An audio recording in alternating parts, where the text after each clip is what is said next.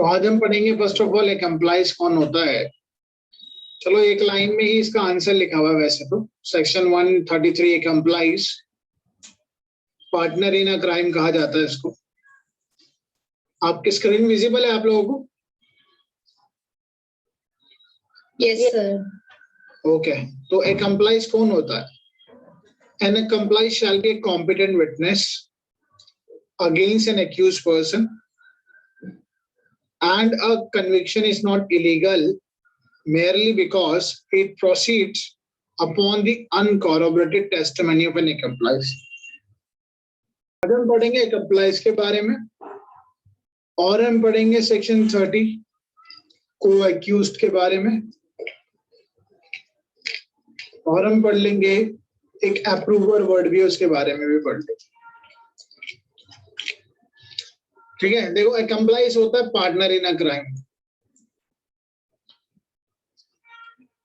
Partner in a crime कौन होगा? पहले हम टर्म्स को समझ लेते हैं, डायरेक्ट हम पढ़ ही लेंगे, वो मेरे सामने ओपन था इसलिए मैंने आपको बता भी दिया, वो पढ़ भी लिया। पार्टनर इन अ क्राइम, देखो कई बार क्या होता है किसी क्राइम को करने के लिए इंसान अकेले नहीं करता, तो 2 या 3 लोग या 4 लोग करते हैं।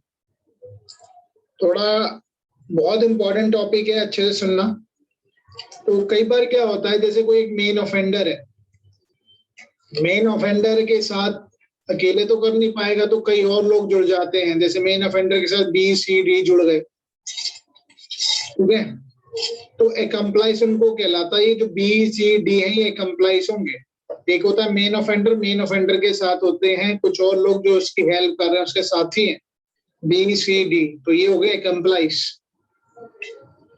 और एक्म्प्लाइज जो है, अब इसमें भी देखो कई बार क्या होता है, कई लोग होते हैं जब कोई क्राइम करने वाले, एक वर्ड में आपको यूज कर रहा हूँ, एक होता है, शायद आपको सारी किताबों में ये बातें नहीं लिखी होती हैं, एसेसरी बिफोर फैक्ट।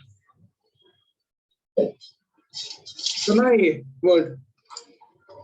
अर्चना या सीम से भी समझ में आएंगी।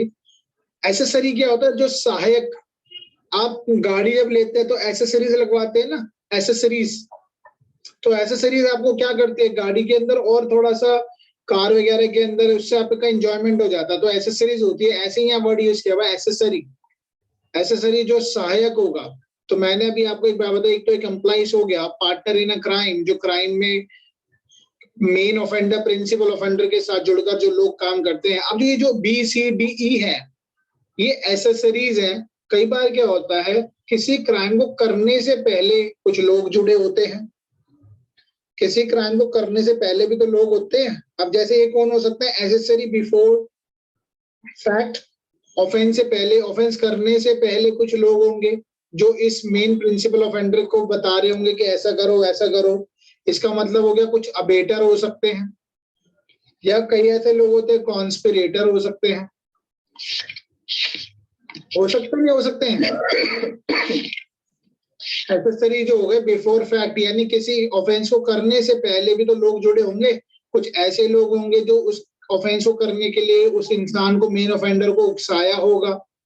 कुछ ऐसे भी इंसान हो सकते हैं जो कॉन्स्पिरेटर होंगे। सेक्शन 10 के अंदर, सेक्शन 10 ऑफ एविडेंस एक्ट में आपने पढ़ा था, कॉन्स्पिरेटर जो होता है, जो कुछ चीज कहता है या जो प्रिंसिपल मेन ऑफेंडर के साथ जुड़कर काम कर रहे हैं, कॉन्स्पिरेसी रचने वाले लोग भी होंगे।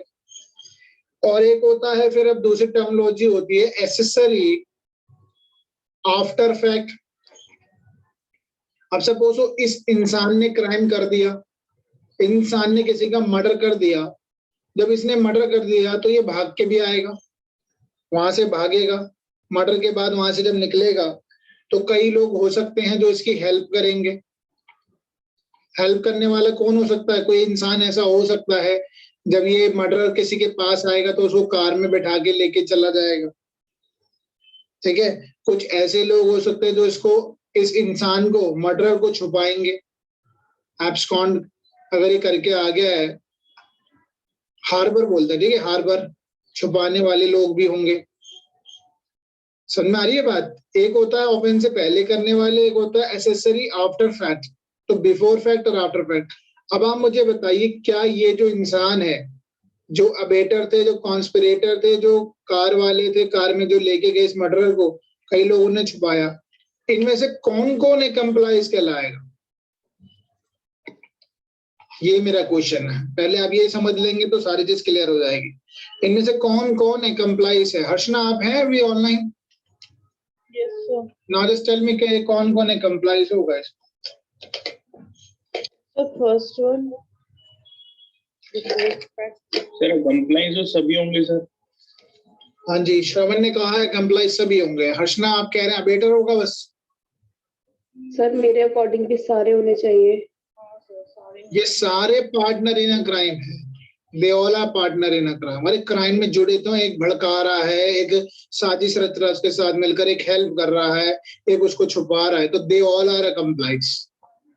तो सेक्शन 33 में 133 में किस बारे में बात की गई है कि जो ये कंप्लाइज लोग हैं इनकी गवाही की क्या वैल्यू है, इनकी जो विटनेस होगी, अगर ये कोर्ट में आके गवाही देते हैं तो इनकी वैल्यू क्या है। ठीक है, तो 131 क्या कहता है, पहले मैं आपको बताता हूँ। accomplice, an accomplice shall be a competent witness। पहला वर्ड ये लिखा है, मैं यही लिख देता हूँ साथ। accomplice जो होगा वो अपने आप में क्या होगा, competent witness होगा। और वर्ड क्या यूज किया है, shall, बड़ा बड़ा shall लिखा हुआ है। ठीक है, तो competent होगा अपने आप में। हार्बर, कार वाला, अबेटर, कॉन्स्पिरेटर ये गवाही दे सकते हैं कि हमने उसको भड़काया और उसने वो कर दिया। मैं और उसके साथ मिलकर हमने काम किया, जब वो भाग कर आया तो मैंने उसको कार में बिठाया और हमने उसको शरण दी। They all are accomplices. ये गवाही दे सकते हैं क्या कोर्ट में? क्वेश्चन ये है कि जो ये जितने लोग हैं ये सारे कॉम्पिटेंट विटनेस होंगे। Accomplice shall be a competent witness against an accused person, जिसने क्राइम किया उसे अगेंस्ट, एंड कन्विक्शन, अगर उनको सजा दी जाती है, and conviction is not illegal, वो इलीगल नहीं होगी conviction, because it proceed upon the uncorroborated testimony of accomplice। तो यहाँ पर क्या है, जो accomplice है वो अपने आप में एक कॉम्पिटेंट विटनेस होगा और इसके कॉम्पिटेंट विटनेस के देने के वजह से कन्विक्शन यानी सजा दी जा सकती है। किसको? accomplice को। इसको जो मेन एक्यूज्ड है इसको सजा दी जा सकती है। ठीक है, और चाहे तो अनकॉरोबरेटेड अनकॉरोबरेटेड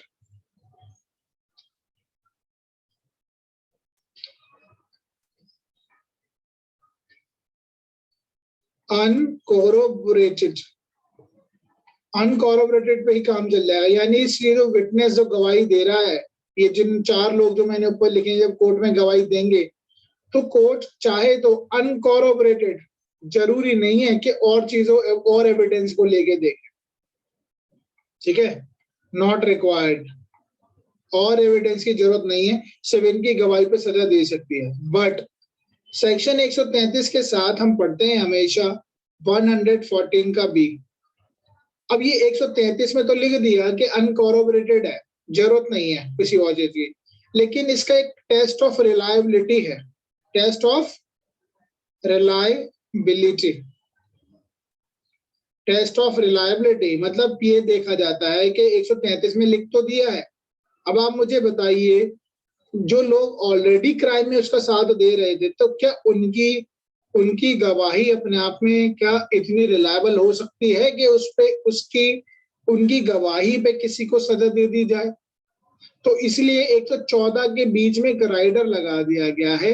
114 बी सेक्शन जो है एविडेंस का, उसमें लिखा है, ये टेस्ट देता है कि जो कंप्लाइज है, जो पार्टनर इन अ क्राइम है, उसकी गवाही को लेने से पहले उसकी रिलायबिलिटी को जान लिया जाए। ठीक है, तो वो भी मैं अभी आपको दिखा देता हूँ। 114 का बी क्या कहता है।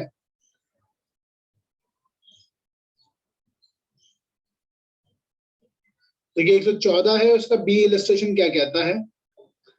ये कहता है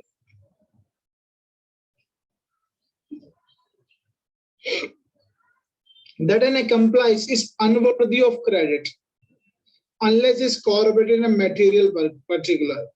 ये एक तरीके का, ज्यादातर लोगों को ऐसा लगता है ये एक दूसरे के कॉन्ट्रडिक्टरी है। यहाँ पे तो बात की गई अनकॉरोबोरेटेड,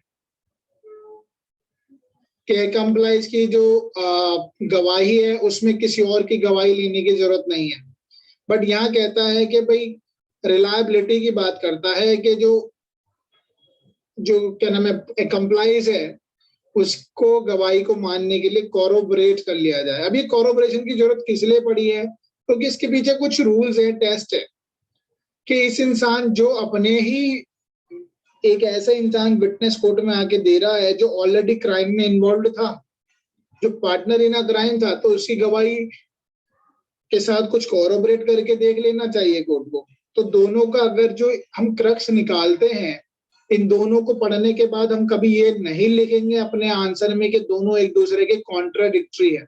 वी नेवर राइट के both are contradictory to each other, but ultimately we can say कि जब हम एक्म्प्लाइज जो पार्टनर इन अ क्राइम है उसकी अगर गवाही लेते हैं तो मैक्सिमम केसेस में हम उसको क्या करते हैं, कॉरोबरेशन करते ही करते हैं।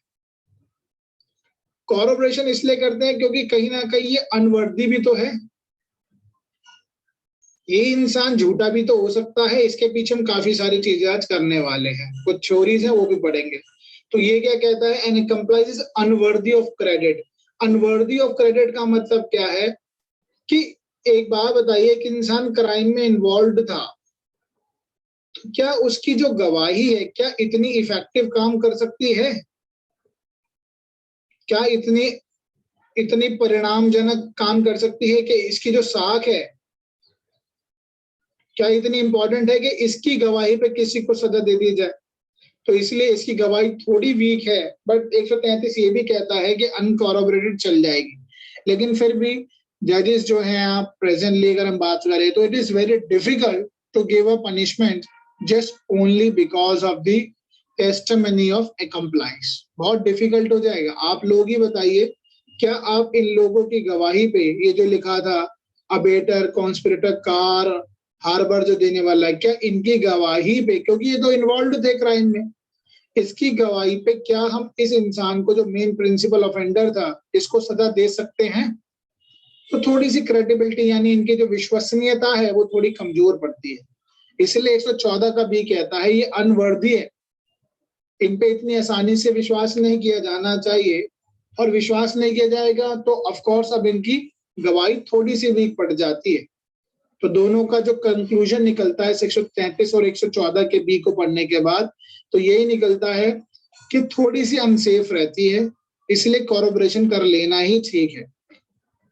ठीक है, एक तो ये बेसिक बात हो गई। समझ में आई ये बात एक्म्प्लाइज की? हाँ जी बताइए पहले, फिर मैं आगे चलूंगा। और अभी काफी कुछ लिखेंगे इस पे, पहले मैं ऊपर ऊपर से समझा रहा हूँ अभी आपको। बताइए क्या नाम है? सीमा, समझ में आया? यामिनी,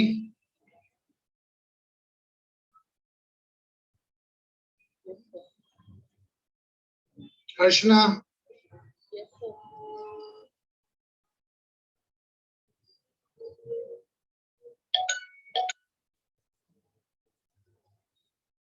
हाँ यामिनी बताइए, समझ में आया? Seema, Shreshtha, Archana? Yes sir. Yes sir, एक रफ आइडिया तो मिल गया। हाँ बोलिए यामिनी। ठीक है, अभी मैं बेसिक समझा रहा हूँ, उसके बाद हम आगे चलेंगे। तो मैंने आपको भी ये बताया, ओके, एक्म्प्लाइज कौन होता है? एक होता है पार्टनर इन अ क्राइम, 133 में ये बात की गई है। और एक्म्प्लाइज की डेफिनेशन को समझने के लिए मैंने आपको ये बताया, एक होता है मेन ऑफेंडर। अब मेन ऑफेंडर के साथ जुड़कर कई और लोग भी क्राइम करते हैं। कुछ जो लोग क्राइम करने वाले हैं वो होते हैं एसेसरी बिफोर फैक्ट, यानी किसी ऑफेंस को होने से पहले जो लोग जुड़े होंगे उसके साथ। कुछ लोग अबेटर होंगे, कोई कॉन्स्पिरेटर होंगे। फिर होता है एसेसरी आफ्टर द फैक्ट। तो कोई ऐसा होगा जब इसने मर्डर कर दिया होगा तो कोई इसको कार में बिठा के ले गया होगा, किसी ने अपने घर में रखा होगा कुछ दिन, तो दे ऑल आर एसेसरीज हैं, इसलिए इनको कंप्लाइज किया गया। ये पार्टनर इन अ क्राइम कहलाए। तो इनकी गवाही की कितनी वैल्यू होगी वो 133 में लिखा है।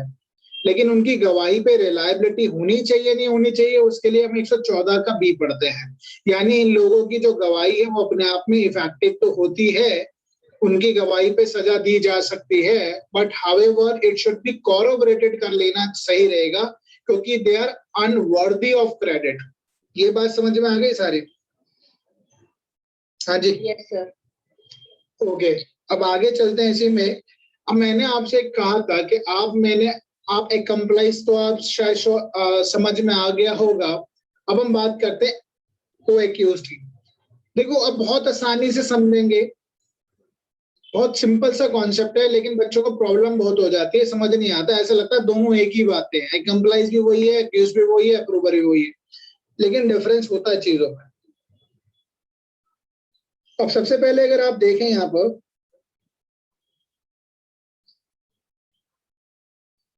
अब यहाँ पर हम बात करते हैं जैसे को एक्यूज्ड है। को एक्यूज्ड, इसको समझने से पहले मैं आपको एक बात बता दूं। सपोज कीजिए ए और बी ने मिलकर एक चोरी करी है, ए और बी ने मिलकर चोरी करी, तो ए और बी दोनों आपस में क्या है? हाँ जी, ए और बी आपस में अगर दोनों मिलकर चोरी करते हैं तो ये एक्म्प्लाइज हो गए, पार्टनर इन अ क्राइम हो गए। ठीक है, साथ मिलके कर रहे हैं तो पार्टनर इन अ क्राइम। अभी तो साथ मिले हैं, पकड़े नहीं गए हैं, ठीक है, इन्होंने क्राइम करा। अब सपोज कीजिए सिर्फ ए पकड़ा गया, ओनली ए पकड़ा गया, ए को पुलिस ने पकड़ लिया और बी पकड़ा नहीं गया, लेकिन ए का ट्रायल स्टार्ट हो गया, ए का ट्रायल स्टार्ट हो गया। ठीक है, एक पे मुकदमेबाजी हो गई है।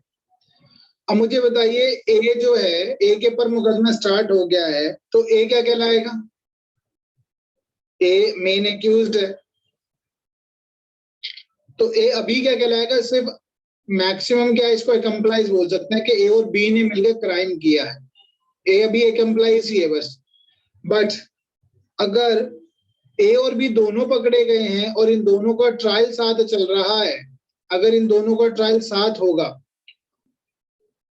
अगर इन दोनों का ट्रायल ए और बी दोनों को पकड़ लिया गया है, इन दोनों का ट्रायल अगर साथ होगा, then only they will be called co accused.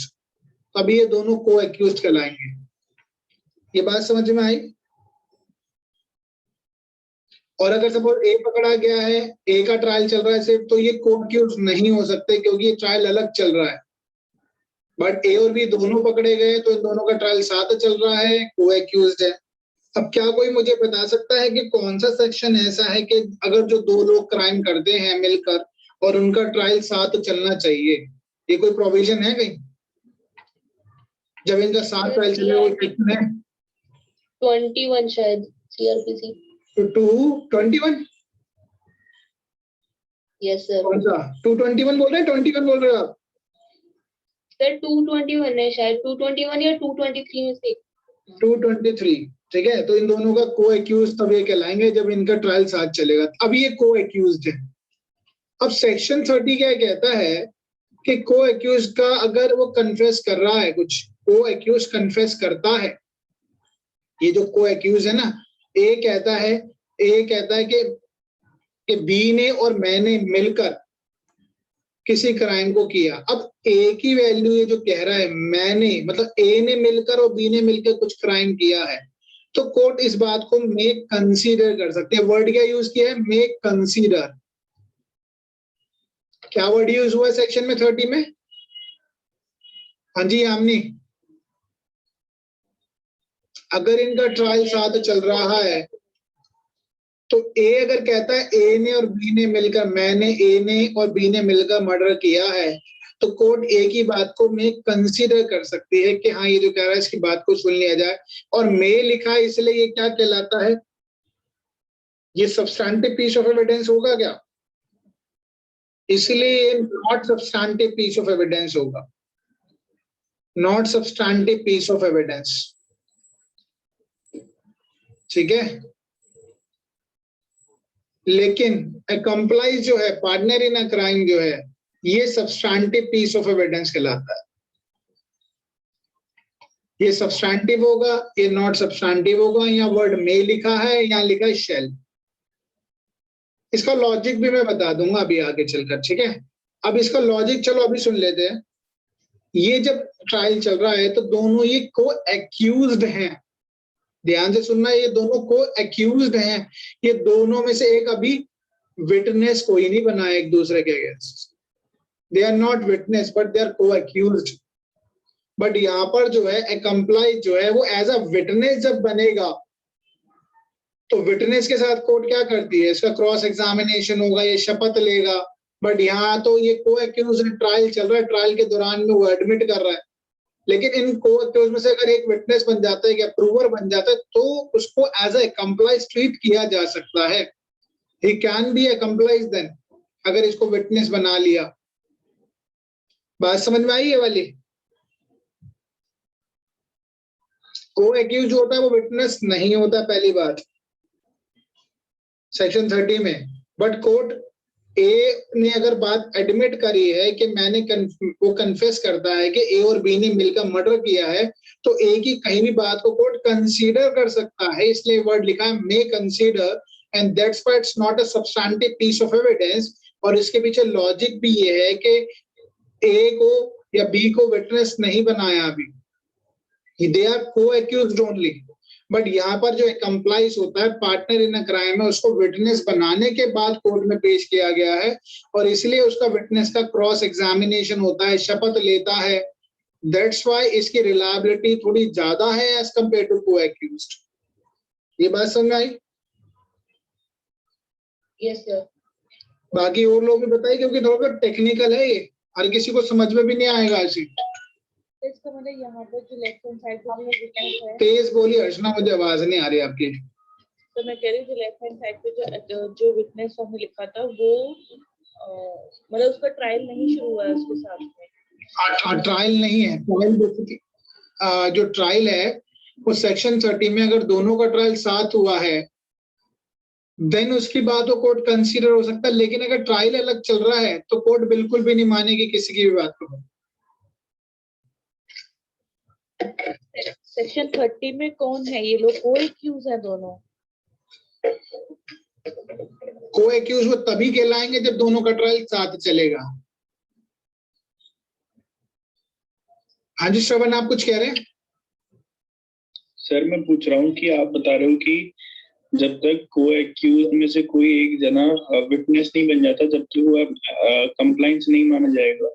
हाँ जी, ये समझ लेना, अगर दो को एक्यूज्ड हैं, उन देखो को एक्यूज्ड का होता है सेक्शन 30 को अभी मैं पढ़ाऊंगा, अभी मैं ऊपर से आपको समझा रहा हूँ। सेक्शन 30 में लिखा है अगर सपोज दो लोग पकड़े गए, दोनों का ट्रायल साथ चल रहा है, मुकदमेबाजी साथ चल रही है, देन ओनली उनको को एक्यूज्ड कहा जाता है, तभी वो को एक्यूज्ड होंगे।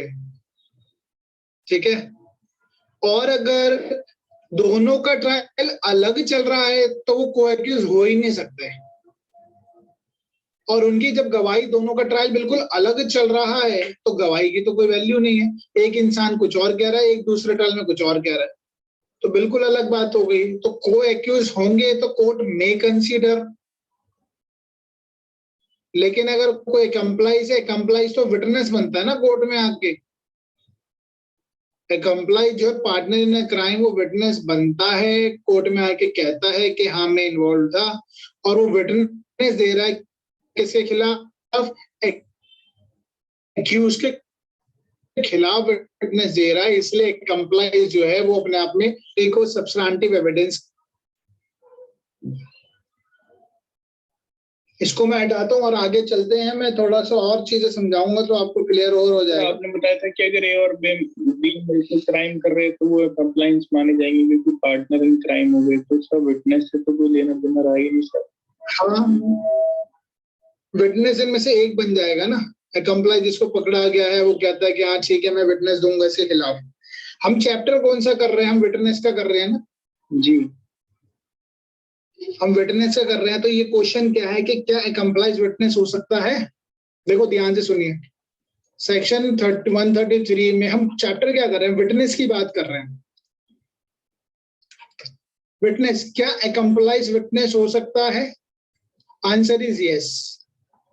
और क्या कंप्लाइज जो पार्टनर इन अ क्राइम, क्या उसकी जो गवाही है वो कॉम्पिटेंट है? मतलब कॉम्पिटेंट तो लिखा है, कोर्ट ने यहाँ पे शेल वर्ड यूज किया है। और इसकी जो गवाही है वो अनकॉरोबरेटेड भी चल जाएगी। इतनी बड़ी बात लिखी है यहाँ पर। और कंप्लाइज को हमने क्या बनाया? एम्प्लाइज को विटनेस ही तो बनाया है। तभी तो जाके इसकी बात पर हम मेन एक्यूज को सजा दे रहे हैं। At the same time court ने ये भी कहा है, मतलब एविडेंस ये भी कहता है कि क्योंकि अकम्प्लाई जो अनवर्दी है, ये इंसान थोड़ा ठीक नहीं है ना बेचारा, ये क्राइम में इन्वॉल्व था, उसके बाद गवाही दे रहा है मेन एक्यूज के खिलाफ, तो अनवर्दी है, अनवर्दी ऑफ क्रेडिट है। इसलिए यहाँ लिखा है कि इसकी बात को कोरोबरेट कर लिया जाए जो ये कह रहा है। तो मैक्सिमम केसेस में कोर्ट कोरोबरेट करती है। ये तो हमारा हुआ 133, और हम बात करेंगे सेक्शन 30 की। सेक्शन 30 किसकी बात करता है? सेक्शन 30 की बात करता है रिलेवेंसी की। पहली बात सुनना, ये हम रिलेवेंसी है ना चैप्टर 5 से 55 तक हमने क्या पढ़ा? रिलेवेंसी। तो ये कह रहा है कि भी को एक्यूज्ड जो है उस अगर वो कन्फेस करता है कोर्ट में, तो इसके कन्फेशन से, इसके कन्फेस करने से जो सामने वाला पार्टी है, सपोज करो ए कन्फेस करता है, तो बी को क्या हम बी को भी गिल्टी मान ले क्या?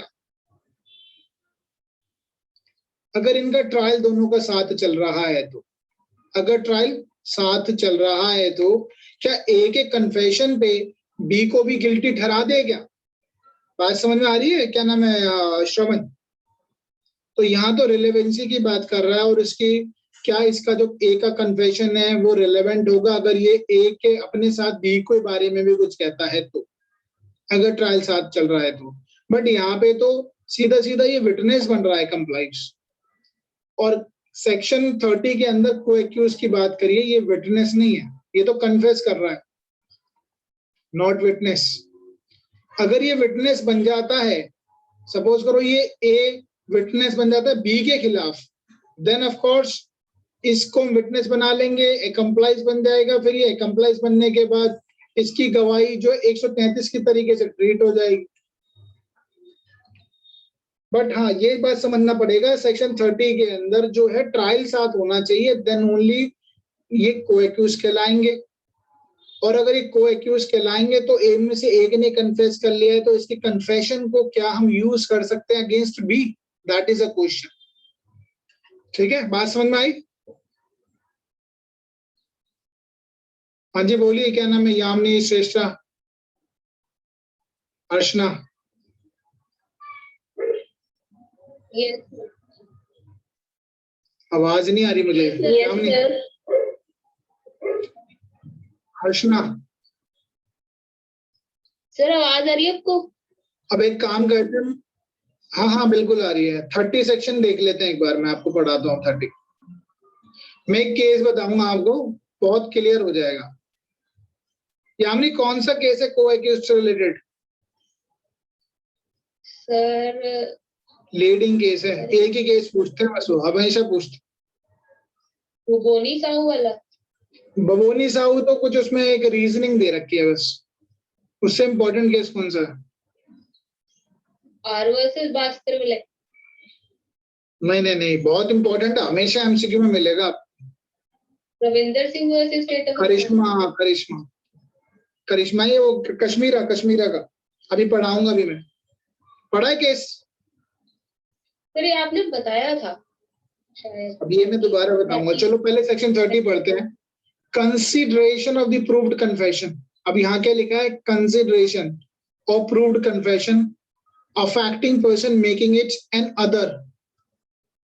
कन्फेशन अफेक्टिंग प्रभाव डाल रहा है, मेकिंग जो कह रहा है किसी और पे, another jointly under trial for the same offence when more person than one are being tried jointly.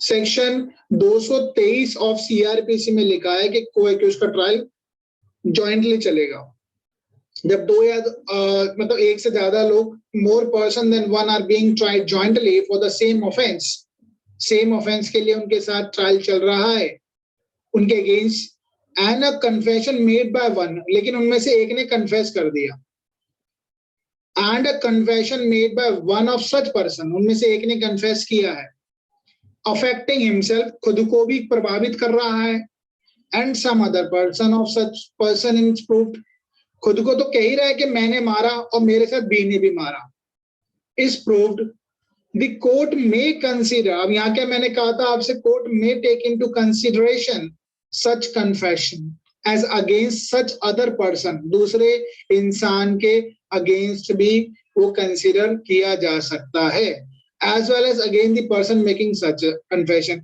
उसके खिलाफ तो होगा ही जो कह रहा है कि मैंने मर्डर किया है। At the same time it can be used, it can be, court can consider against the other person as well। ठीक है, जैसे मैं कहता हूं मैंने और यामिनी ने मिलकर मर्डर कर दिया, तो मैं कन्फेस तो कर ही रहा हूं अपनी बात, तो मेरे अगेंस्ट तो हमेशा यूज होगा ही, बट मेरी कही भी बात इट कोर्ट में कंसीडर कि हाँ यामिनी भी कहीं ना कहीं इन्वॉल्व रही होगी, बट क्या मेरे कहने पे यामिनी को सजा मिल जाएगी क्या, ये मैटर करता है। तो मेरे कहने पे मैंने कहा कि मैंने मर्डर किया है, तो यामिनी को सजा कोर्ट में कंसीडर कर सकता है, मेरी कही भी बात को, मेरे कन्फेशन को कंसीडर कर सकता है, बट उसके लिए कोर्ट को कोरोबरेशन और चाहिए होगा। क्यों? क्योंकि मैं विटनेस के रूप में नहीं आ रहा हूं, अभी मैंने तो कन्फेस किया है, मैं विटनेस थोड़ी ना हूं, मैं यामिनी के खिलाफ गवाही थोड़ी ना देने आ रहा हूँ, मैं तो यामिनी, मैं अपने आप को बचा रहा हूँ, मैं अपना कन्फेस कर रहा हूँ, साथ साथ यामिनी का नाम भी ले रहा हूँ, तो I am not the witness in the case, in this case. However if अगर मैं बिल्कुल एज अ विटनेस आके यामिनी के खिलाफ गवाही दूंगा तो मैं 133 में कवर होऊंगा। ठीक है, तो एक बात और समझ लेना, एक्म्प्लाइज जो है वो को एक्यूज्ड भी हो सकता है। अगर को एक्यूज्ड अगर दोनों साथ चल रहे हैं और उनमें से एक को विटनेस बना लिया गया है, तो फिर वो एक्म्प्लाइज के रूप में विटनेस देगा तो इफेक्टिव हो जाएगी। अब यहाँ पे एक्सप्लेनेशन क्या कहता है, offence as used in this section includes the abetment of और अटेम्प्ट टू कमिट ऑफेंस। तो मैंने आपको बताया था accessory before the, accessories before the fact, वो भी कवर होगा इसमें, अबेटमेंट।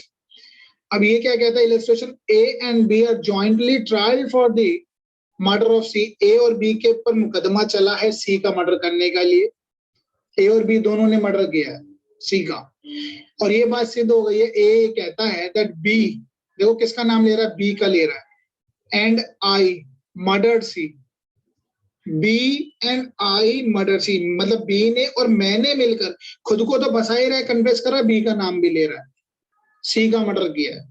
द कोर्ट में कंसीडर, कोर्ट इस बात को कंसीडर कर सकती है, वर्ड क्या लिखा है, may consider the effect of this confession against B, सिर्फ कंसीडर करेगी, जब मे लिखा होता है तो उसकी एविडेंटरी वैल्यू तो वैसी कम हो गई।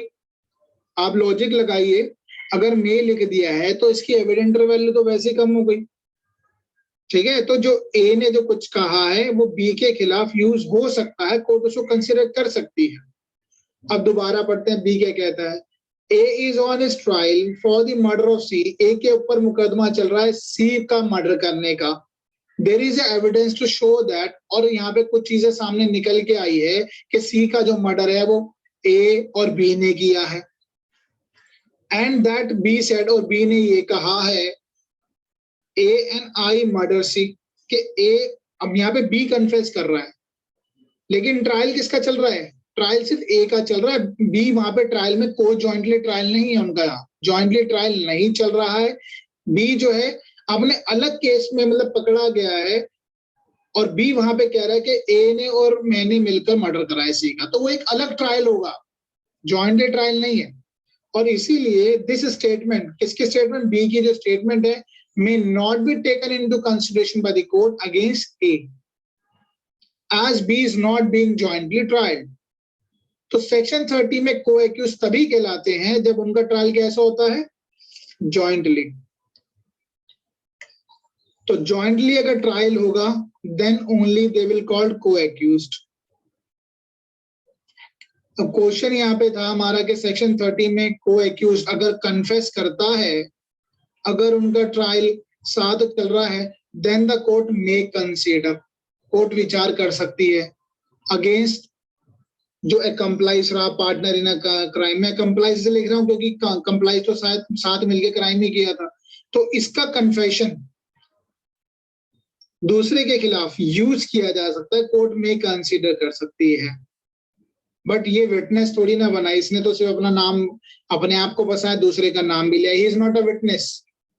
तो अगर ये विटनेस बन जाता है देन ओनली ये एक्म्प्लाइज के रूप में यूज किया जा सकता है। ठीक है, आप इसको इतना बात को समझिए, ज्यादा डिटेल में मत जाइए, ये समझिए।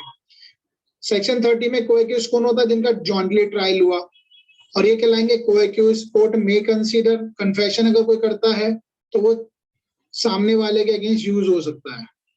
ठीक है, समझ में आई ये बात? Yes sir. हाँ जी पूर्णिमा बोलिए। सर जो बी इलस्ट्रेशन थी उसमें तो एविडेंस भी शो हुआ था कि उसमें ए और बी दोनों हैं, फिर भी वो कंसिडरेशन में नहीं लिया जाता। अलग ट्रायल है ना, उसका दूसरा ट्रायल चल रहा है, वो उस मुकदमे में नहीं कह रहा है, वो किसी और मुकदमे में कर रहा है। मैंने आपको क्या कहा, सेक्शन 30 का जो क्रक्स है, जॉइंट ट्रायल होगा, ए और बी दोनों पकड़े गए तभी उसका यूज होगा। ठीक है, दोनों का ट्रायल साथ चल रहा है तभी वो कोएक्यूज कहलाए जाएंगे। ठीक है, ये चाहे एविडेंस में साफ साफ शो भी हो रहा है तभी भी। एविडेंस देखो, अगर एविडेंस शो हो रहा है तो कोर्ट में एज अ विटनेस लेके आओ ना उस चीज को। ओके, वो विटनेस तो आया नहीं। Yes sir. तो विटनेस बनकर कोर्ट में आएगा, क्योंकि जब विटनेस आएगा तो विटनेस का तो क्रॉस एग्जामिनेशन भी होगा ना। Yes sir. तो क्रॉस एग्जामिनेशन तो हुआ नहीं।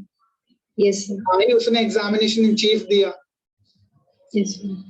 अभी मैं और समझाऊंगा इस बात को ना। देखो एक बात और समझ लेते हैं, विटनेस कौन होता है? विटनेस जो कोर्ट में आके गवाही देता है। तो विटनेस जब कोर्ट में आके गवाही देगा तो सबसे पहले एग्जामिनेशन चीफ होता है। ठीक है, इस एग्जामिनेशन और चीफ के बाद उसका क्या होगा? क्रॉस होगा। इस क्रॉस के बाद अगर जरूरत पड़ी तो री एग्जामिनेशन होता है। ठीक है, यही होता है ना यामिनी, अर्चना? Yes sir.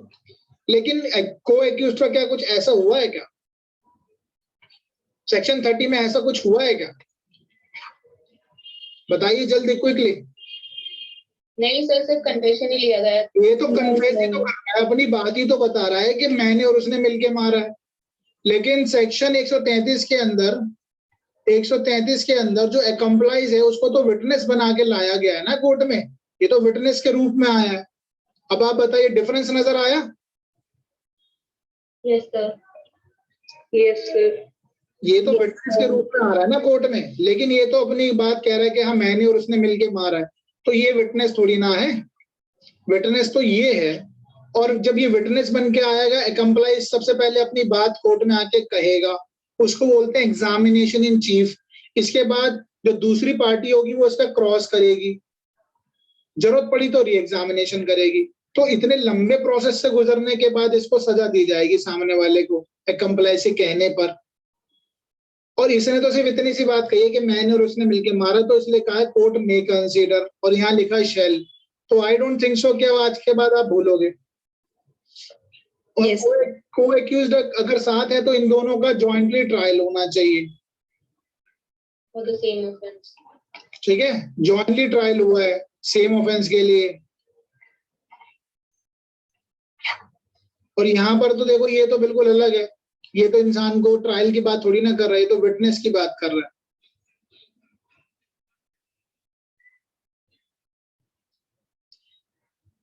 ठीक है, तो इसलिए हम बोलते हैं section 30 is not a substantive evidence. लेकिन जो कंप्लाइज है सेक्शन 30 वो अपने आप में एक सब्सटैंटिव एविडेंस है। और रही बात सेक्शन 133 की, 133 अपने आप में थोड़ा इनकम्प्लीट लगता है, लेकिन इसीलिए हम क्या पढ़ते हैं, सेक्शन 114 का बी पढ़ते हैं, जहां पे ये लिखा है कि जो एक कंप्लाइज है, पार्टनर इन अ क्राइम है, वो अनवर्दी ऑफ क्रेडिट है। ये थोड़ा सा ऐसा इंसान है जिसपे विश्वास करना कम रहेगा, इसलिए इस इंसान के लिए हमें क्या करेंगे कि रिलायबिलिटी का टेस्ट है वो पास करना पड़ेगा। रिलायबिलिटी का टेस्ट पास करना पड़ेगा इसको। रिलायबिलिटी का टेस्ट क्या है कि कॉरोबोरेट कर लिया जाए। ठीक है भाई, ये पढ़ना है हमने आज। और एक बात और है, फिर अब मैंने एक चीज और बताई थी आपको, ठीक है। अब मैंने एक बात और बताई थी, एक होता है अप्रूवर। अप्रूवर कौन होता है कहीं डिफाइन नहीं है, लेकिन अप्रूवर कौन होता है कि अगर कोई इंसान सपोज करो एक कंप्लाइज है, पार्टनर इन अ क्राइम है, वो ये कहता है कि हाँ ठीक है कि बेसिकली सेक्शन 306 जो है आपका सीआरपीसी में वहां पार्डन की बात की गई है। मतलब सपोज करो ए बी सी डी इन चारों ने मिलकर कोई क्राइम करा, तो हमारे पास थोड़ा लैक ऑफ एविडेंस है, एविडेंस की थोड़ी कमी है, लेकिन ये चारों पकड़े गए हैं। तो ऐसा हो सकता है कि जो हमारी गवर्नमेंट है या प्रोसिक्यूशन है, वो इनमें से किसी को ये कहे कि भाई तुम्हारे को हम एक काम करेंगे, सरकारी गवाह बना लेते हैं, अप्रूवर बना लेंगे, शर्तों पर कुछ शर्तें रखेंगे इसके साथ कि आप ट्रू डिस्क्लोजर करेंगे, पूरी फुल डिस्क्लोजर करेंगे, सारी बात बताएंगे तो आपको छोड़ दिया जाएगा। ऐसा तब है कि जब सपोज करो एक क्राइम है, क्राइम हुआ, साफ नजर आ रहा है कि चारों ने किया, हो सकता है, लेकिन एविडेंस की थोड़ी कमी है, इसलिए हम क्या कर सकते हैं कि इनमें से चार को एक अप्रूवर बना लेंगे और ये इन सबके खिलाफ गवाही दे सकता है, ये पूरी बात बताएगा और टर्म्स एंड कंडीशन पे कि इसको छोड़ दिया जाएगा अगर तुम सही बताओगे तो सेक्शन 306 में अप्रूवर की बात करते हैं। और अप्रूवर जो है, अब ये शर्तों को मान लेता है तो फिर इसको विटनेस के रूप में पेश किया जाता है। ठीक है, विटनेस के रूप में पेश किया जाएगा। तो जब विटनेस के रूप में पेश किया जाएगा तो किसकी तरफ से गवाही देगा? ये प्रोसिक्यूशन की तरफ से गवाही देगा। ठीक है, प्रोसिक्यूशन विटनेस बन जाएगा ये। मतलब पार्टनर इन क्राइम था, इसने भी क्राइम किया है, लेकिन इसको सरकारी गवाह बना लिया। तो सरकारी गवाह बना लिया तो प्रोसिक्यूशन की तरफ से विटनेस है नहीं। ठीक है, ये बात समझ में आ गई? Yes sir. ओके, चलो मैं पढ़ाता हूँ तो आपको जल्दी से क्विकली इस पे लिखना भी है और चीजें कवर हो जाएंगी साथ साथ चलते चलते।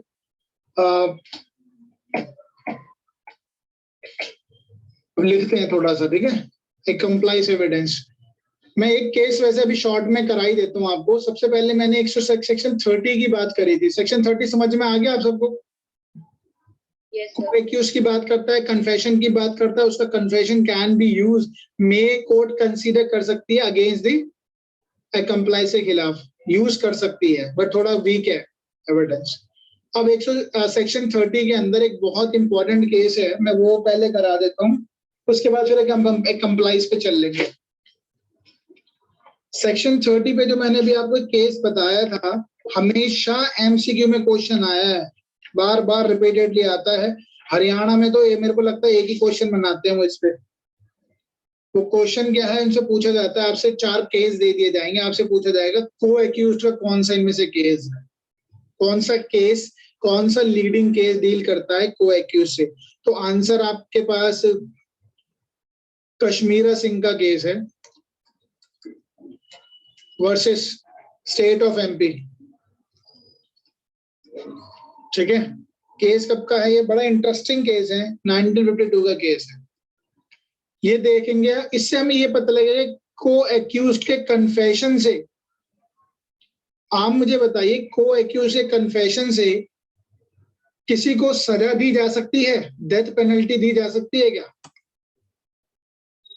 सर सोली इसके कन्फेशन पर नहीं दी जा सकती, अनलेस इट इज वर्ड पे लिख दिया क्या? सिर्फ को एक्यूज से कहने पर उसने कहा कि मैंने, सपोज करो एक इंसान है गुरबख्श, गुरबख्श नहीं, गुरबचन कर लेंगे इसका नाम, ठीक है, गुरबचन। गुरबचन ने ये कहा कि मैंने और कश्मीरा ने मिलकर बच्चे की हत्या की, बच्चे को जान से मार दिया। क्या गुरबचन के कहने पे कश्मीरा को भी डेथ सेंटेंस दे दी जाए? नहीं। हाँ जी, नहीं। तो इस केस में भी नहीं मिली, इस केस में भी नहीं मिली कश्मीरा को। ये केस था क्या, ध्यान से सुनना। तो आप ये देखेंगे, कि ये एविडेंस जो है कैसा है। ठीक है, आप एक सेकंड होल्ड कीजिएगा, there is some important call, just wait. Okay sir.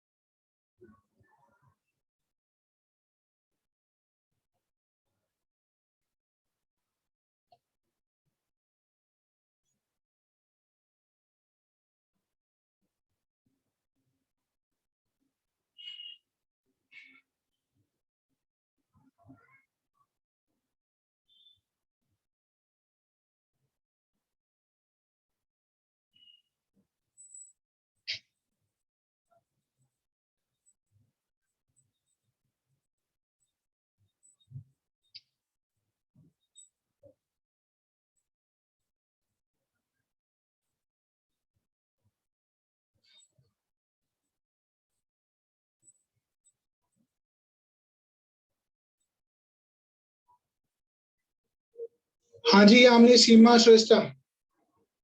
Yes ठीक है, तो मैं आपको केस बता रहा था। Are you there? Yes sir. Kashmira Singh का केस था। कश्मीरा सिंह का केस था। ये हुआ क्या था, किसी ने सुना है ये केस? बहुत लीडिंग केस रहा था, ये बहुत पुराना केस है और लीडिंग केस था। हमेशा देख लेना, शायद इस बारी भी हरियाणा के पेपर में क्वेश्चन आ जाए, पूछ लिया जाए कि इनमें से कौन सा जो केस है वो को एक्यूज से डील करता है। बताइए कौन की, यामिनी पढ़ा है केस ये?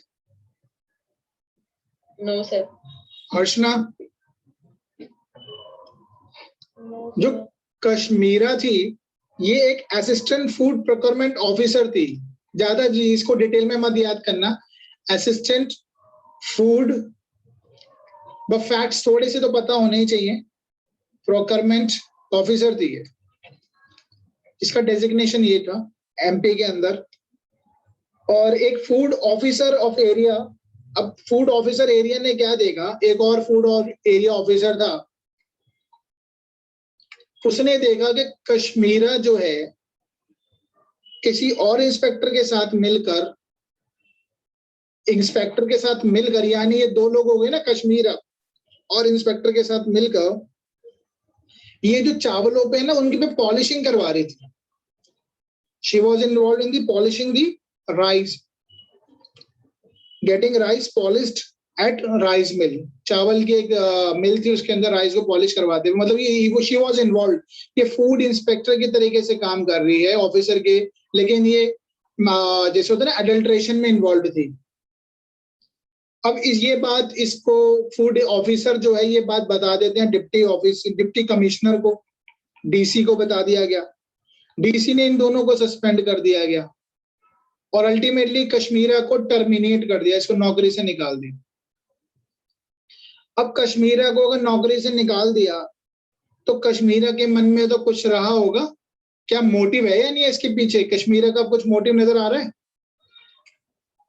हाँ जी बताइए। बदले की भावना, रिवेंज, या मेरे को नौकरी से निकाल दिया। अब इसने क्या किया, लगभग 6 महीने बाद, एकदम करेगी तो सोचेगी तो मैं फंस जाऊंगी, इसने 6 महीने बाद एक 5 साल के बच्चे को उठा लिया। 5 साल के बच्चे को, उसी ऑफिसर के बच्चे की ये बात खबर आई कि उसका बच्चा जो है वो मिसिंग है। ठीक है, बच्चे का किडनैप हो गया है। और कुछ दिन बाद ही सबसिक्वेंटली उसकी जो बॉडी थी बच्चे की, वो एक बैग के अंदर मिलती है। बच्चे की बॉडी बैग के अंदर मिलती है। और ऑफ कोर्स ही बात है, जब इतने बड़ा इंसिडेंट हुआ, 6 महीने के अंदर ही उस बच्चे की बॉडी उसको किडनैप करने के बाद उठा लिया, तो शक सबसे पहले कश्मीरा पे ही गया। कश्मीरा ने क्या करा, ये बात सामने नजर आई कि कश्मीरा ने अपने भाई के साथ और अपने क्या नाम है, एक तो उसके ब्रदर का नाम था गुरदयाल और उसका एक भतीजा था प्रीतपाल। ये याद मत रखना नाम, बट फिर भी मैं आपको बता रहा हूँ, प्रीतपाल। और एक था गुरबचन, तो गुरबचन को जरूर याद रख लेना। ये इसके भतीजे थे दोनों, प्रीतपाल और गुरबचन नेफ्यू थे और ये इसका भाई था। ये ब्रदर था और ये नेफ्यू था। तो इन चारों ने मिलकर अल्टीमेटली उस बच्चे का मर्डर कर दिया और पकड़े गए फिर बाद में। तो कश्मीरा और ये गुरबचन, अब गुरबचन ने क्या किया, कन्फेस कर दिया। किसने कन्फेस किया?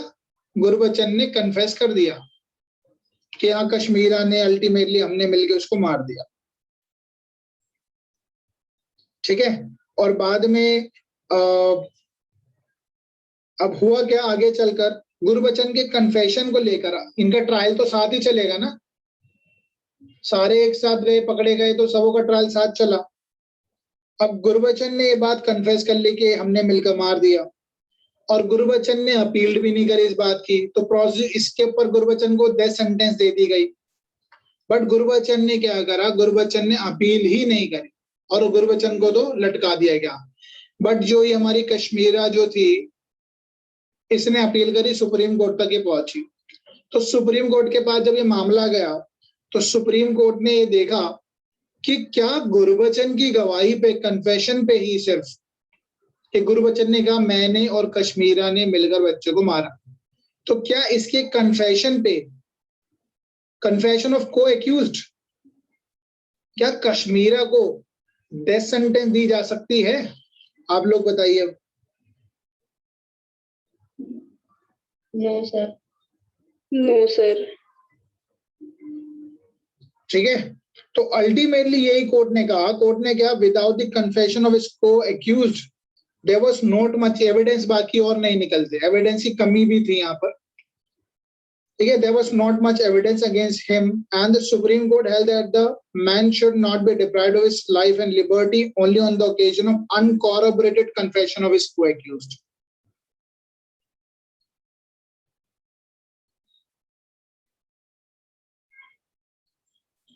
तो अल्टीमेटली कश्मीरा को लैक ऑफ एविडेंस की वजह से सिर्फ इस को-एक्यूज्ड से कन्फेशन से सजा नहीं दी जा सकती। तो कोर्ट ने यहाँ पे वर्ड क्या यूज कर, मे, तो यहाँ इसलिए इस केस को कहते हैं कन्फेशन जो है, को-एक्यूज्ड कन्फेशन के बाद भी कश्मीरा को डेथ सेंटेंस नहीं दी गई, लैक ऑफ एविडेंस की वजह से छोड़ना ही पड़ा। अनकॉरोबोरेटेड कन्फेशन जो था तो उसको सजा नहीं मिल पाई। ठीक है, और एक केस और आप जो बता रहे थे, क्या नाम है, यामनी बुबानी साहू का जो केस है वो भी लिख लो, ऐसा भी आ सकता है क्वेश्चन में, क्योंकि 4-5 केस कई बार पूछे जाते हैं को-एक्यूज्ड को लेकर। तो बुबानी साहू का केस में कहा गया था, भूबानी साहू वर्सेस किंग, कब का केस है ये, इसकी 1949 का केस है। ठीक है, 1949 का केस है। केस में इसकी जो रीजनिंग है ना वो लिखेंगे बस। ये डील करता है evidentiary value of a confession, evidentiary value of confession को लेकर है ये वैल्यू है। ठीक है, confession, evidentiary value of confession. तो ये कहता है confession of co-accused is not evidence, confession of co-accused is not evidence, evidence ही नहीं माना। As a term defined in section 3 के अंदर जो evidence की बात की गई है, such confession is not recorded or not। ऐसा क्यों कहा? क्योंकि ये बात मैंने भी आपको बताई भी थी कि ये जो confession होता है, co-accused का जो confession है, ये ओथ पे नहीं होता है। ठीक है, not रिकॉर्डेड ऑन, शपथ पे भी नहीं हुआ पहली बात, nor it is given in the presence of accuse, ना ही ये अक्यूज के प्रेजेंस में हुआ, नॉर इन प्रेजेंस ऑफ, ना ही अक्यूज के प्रेजेंस में हुआ, एंड नॉर, और ना ही इसकी जो इसकी सच्चाई है, इसका जो ट्रुथ है, can be tested, can be tested by cross examination, nor cross examine भी नहीं हुआ, इसलिए थोड़ा वीक एविडेंस है ये। ठीक है, तो को-एक्यूज जो है इसका कन्फेशन बहुत वीक। क्लियर हो गया ये? Yes sir. चलो इतना काफी है इसमें को-एक्यूज पे। थर्ड वाली लाइन एक बार बोलना है, ट्रुथ। हाँ जी, थर्ड वाली लाइन से नीचे यहाँ लिखा है, थर्ड वाली लाइन में आप लिखेंगे, nor it's truth can be tested by cross examination. Cross examination किसका होता है? विटनेस का होता है ना, ये विटनेस तो था ही नहीं।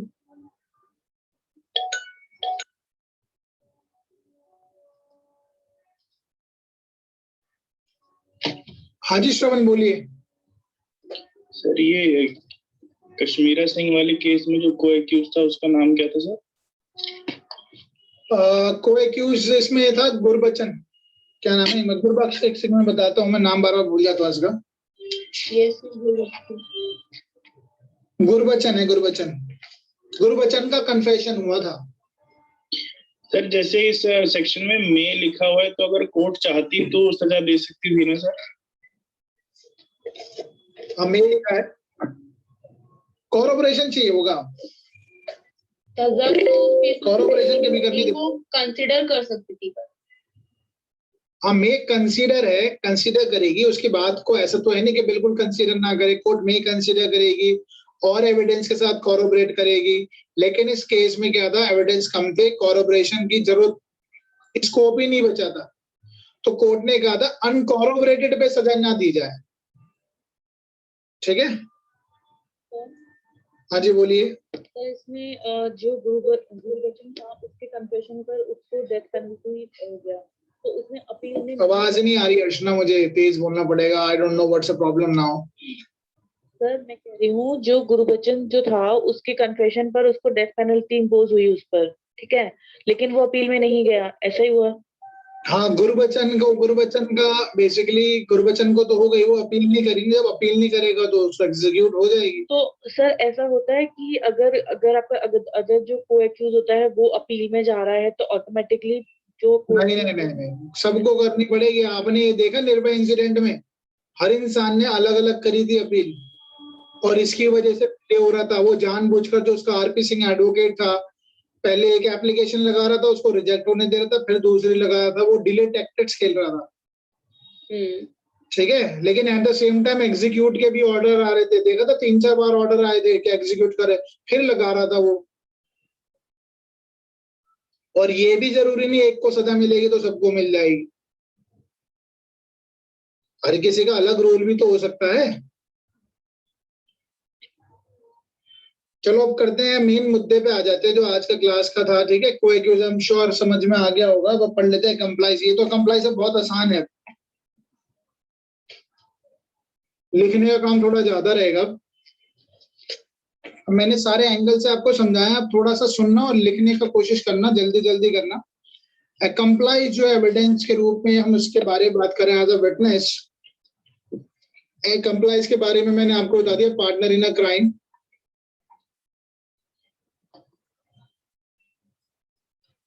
कंप्लाइज कौन है? ये पार्टनर इन अ क्राइम है। You can call it associate और पार्टनर, गिल्टी एसोसिएट कह सकते हैं इसको, गिल्टी एसोसिएट या पार्टनर इन अ क्राइम।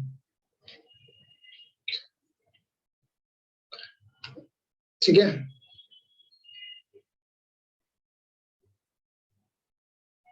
और अगर कोई कंप्लाइज है और जैसे ही अप्रूवर बन जाएगा, यानी सरकारी गवाह अगर ये बन गया, तो सरकारी गवाह बनने के बाद ये क्या बन जाता है? ये प्रोसिक्यूशन विटनेस बन जाता है। अब हम 133 में पढ़ क्या रहे हैं? हमने 133 में यही तो पढ़ना है कि जो कंप्लाइज है, जो पार्टनर इन अ क्राइम है, उसकी एविडेंटरी वैल्यू क्या है? What is the value of evidence? Value of evidence के इसने जो पार्टनर इन अ क्राइम जो अगर अपनी कोर्ट में गवाही देगा, ठीक है, तो इसकी वैल्यू क्या है वो हम 133 में पढ़ते हैं। तो ये कहता है 133 कि कंप्लाइज जो है वो एक कॉम्पिटेंट विटनेस है। It is a competent witness against the accused person, और उसके बिहाफ पे कन्विक्शन भी दी जा सकती है, कन्विक्शन दी जा सकती है, इवन अनकॉरोबरेटेड भी चल जाएगी, अनकॉरोबरेटेड भी चल जाएगी, अनकॉरोबरेटेड। अब इसी के साथ हमने 144 भी पढ़ा, 114 का भी। इसमें क्या लिखा है? कोर्ट में प्रेज्यूम, कोर्ट ये मान के चल सकती है कि जो ये एक कंप्लाइज है, मैं ये डबल सी लिख रहा हूं, अनवर्दी ऑफ क्रेडिट हो सकता है। तो ये 133 का जो टेस्ट है, रिलायबिलिटी का टेस्ट, कि क्या इसकी रिलायबिलिटी पे कितना विश्वास किया जाए, वो यहाँ पे पास करना पड़ेगा उसको। कोर्ट में कंसीडर के कंप्लाइज है, अनवर्दी ऑफ क्रेडिट होता है, इसलिए उस चीज को कोरोबरेशन कर लेना चाहिए। तो ये बात कहता है कोरोबरेट कर लिया जाए क्या। बट बहुत सारे केसेस ऐसे भी हैं जहां पर सिर्फ 133 को देखते हुए सजा देती विदाउट कोरोबरेशन भी, बट कोर्ट जनरली ऐसा कम ही करती है। अगर 100 केसेस है तो शायद 10 केसेस में कोर्ट विदाउट कोरोबरेशन सजा देगी। 133 जो है वो रूल ऑफ लॉ है, और ये 114 का जो बी है that is rule of prudence है। रूल ऑफ प्रूडेंस क्या होता है? हाँ जी यामिनी। So cautiously decision ले, cautiously इसको रूल ऑफ प्रूडेंस बोलते हैं।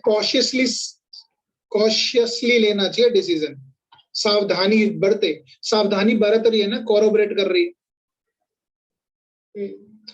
अब क्वेश्चन यहाँ पे क्या राइज होता है कि एविडेंटरी वैल्यू जो कंप्लाइज है इसकी एविडेंटरी वैल्यू क्या है?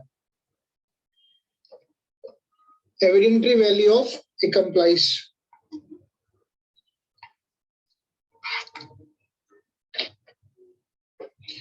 इसको हमें वेरिफिकेशन करना जरूरी है। वेरिफिकेशन का मतलब हो गया वो कोरोबरेट कर लेना चाहिए, वेरिफिकेशन करना चाहिए यानी कोरोबरेशन करना चाहिए।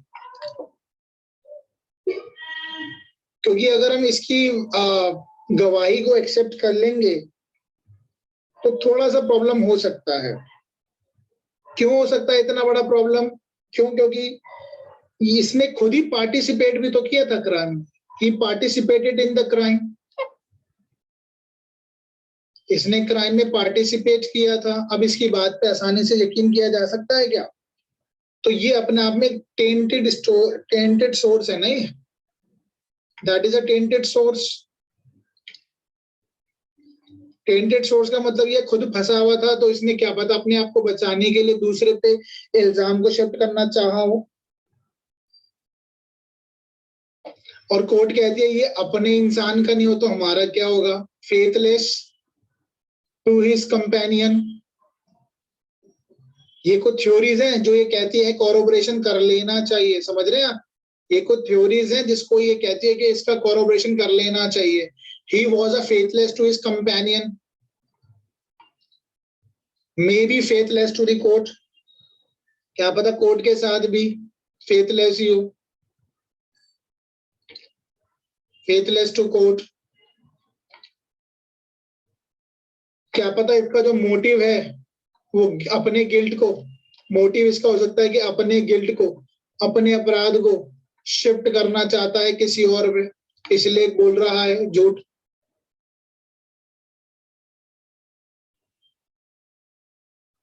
और कई बार क्या होता है, इसको अगर हमने अप्रूवर बना लिया है तो अप्रूवर बना लिया है तो ये फेवर, स्टेट ने इसको फेवर किया है और स्टेट ने इसको फेवर किया है तो ऑफ कोर्स ये स्टेट का ही फेवर लेगा, अक्यूज के अगेंस्ट में ही बोलेगा, एंड देयरफॉर कोरोबरेशन कर लेना चाहिए। बात समझ में आ गई? यही लिखना आंसर इसका 20 नंबर का क्वेश्चन आता ही है। लेकिन फिर भी कोर्ट ये कहती है चलो अगर आप अनकोरोबरेटेड जा रहे हैं तो कम से कम एक टेस्ट अप्लाई कर लें। डबल टेस्ट बोलते हैं इसको। कौन सा टेस्ट है? Double test. वो क्या टेस्ट है? वो ये कहता है कि इसकी रिलायबिलिटी को चेक कर ले कोर्ट, रिलायबिलिटी। और दूसरा क्या है? कोरोबरेशन कर ले, कोरोबरेशन। ये दो चीज कर ले, ठीक है, तब इसके कंप्लाइज के कहने पे सजा दे देनी चाहिए। अब मैं एक बहुत लीडिंग केस करा रहा हूँ इस पे, वो भी आप ध्यान से सुनना। लिख लिया तो मैं इसको हटा दूं? Yes sir. पहला टेस्ट क्या है कि reliability, reliability and corroboration.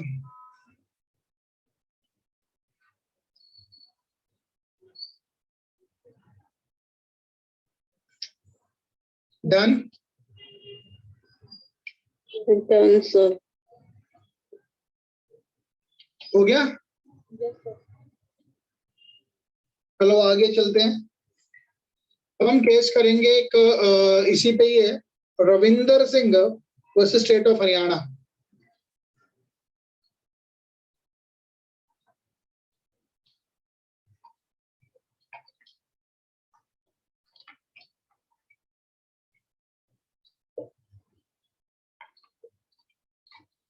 Ravinder Singh versus state of Haryana का केस रहेगा।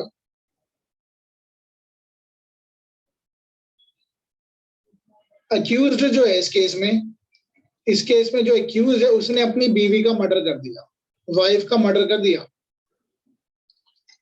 और किसके साथ मिलके करा? अपने फ्रेंड के साथ मिलके करा है।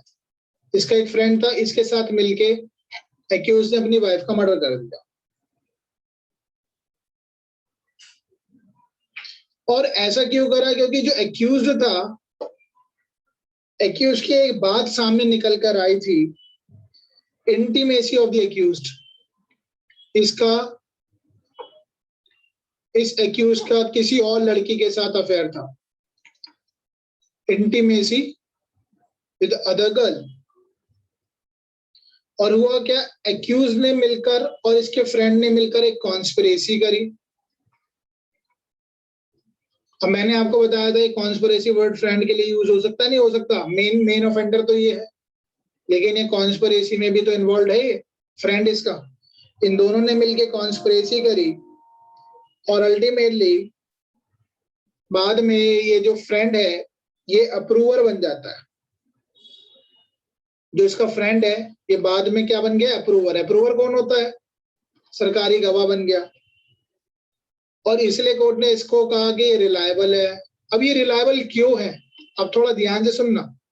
अच्छा एक बार बताइए, इस केस में फ्रेंड रिलायबल लग रहा है? क्या इसके फ्रेंड के कहने पे एक्यूज को सजा दे दी जाए? देखो रिलायबल भी था इस केस में, कोरोबरेट भी कोर्ट ने किया, कोरोबरेशन भी किया,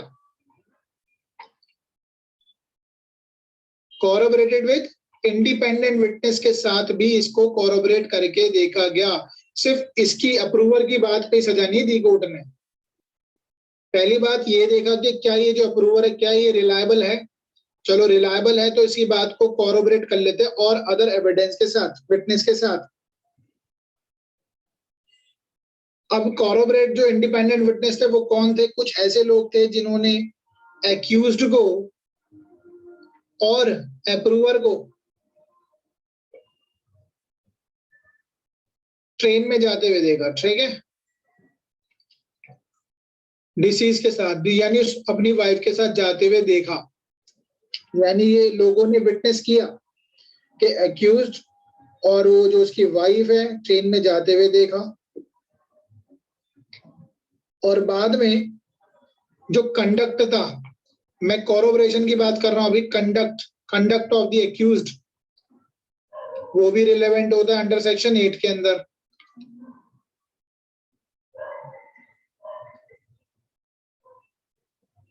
अब एक चीज बताओ, अप्रूवर की जो स्टेटमेंट थी वो क्या थी? अप्रूवर की स्टेटमेंट क्या थी? अप्रूवर ने एक बात कही थी दैट इसने अपने आप को भी तो इन्वॉल्व किया था इसमें, इसने खुद को भी इन्वॉल्व किया कि मैंने और क्या नाम है एक्यूज ने मिलकर मार दिया। तो कोर्ट ने कहा ये जो अप्रूवर की स्टोरी है इट्स लुक्स लाइक नेचुरल और प्रोबेबल। इसलिए कोर्ट ने इस आधार को समझते हुए, रिलायबिलिटी देखते हुए, कोरोबरेट करते हुए इंडिपेंडेंट विटनेस को देखा और ये एक्यूज का कंडक्ट देखा, अप्रूवर की गवाही देखी, ये अपने आप को भी तो फंसा रहा है, इनकल्पेटरी भी तो है, और इसलिए कोर्ट ने इसको सजा दे दी एक्यूज्ड को एक कंप्लाइज की विटनेस पे। बात समझ में आ गई आपको? Yes sir. याद रहेगा केस का नाम क्या है? Ravindra Singh versus state of Haryana 1975। ठीक है, लिख लीजिए केस। एक और केस करा लेता हूं।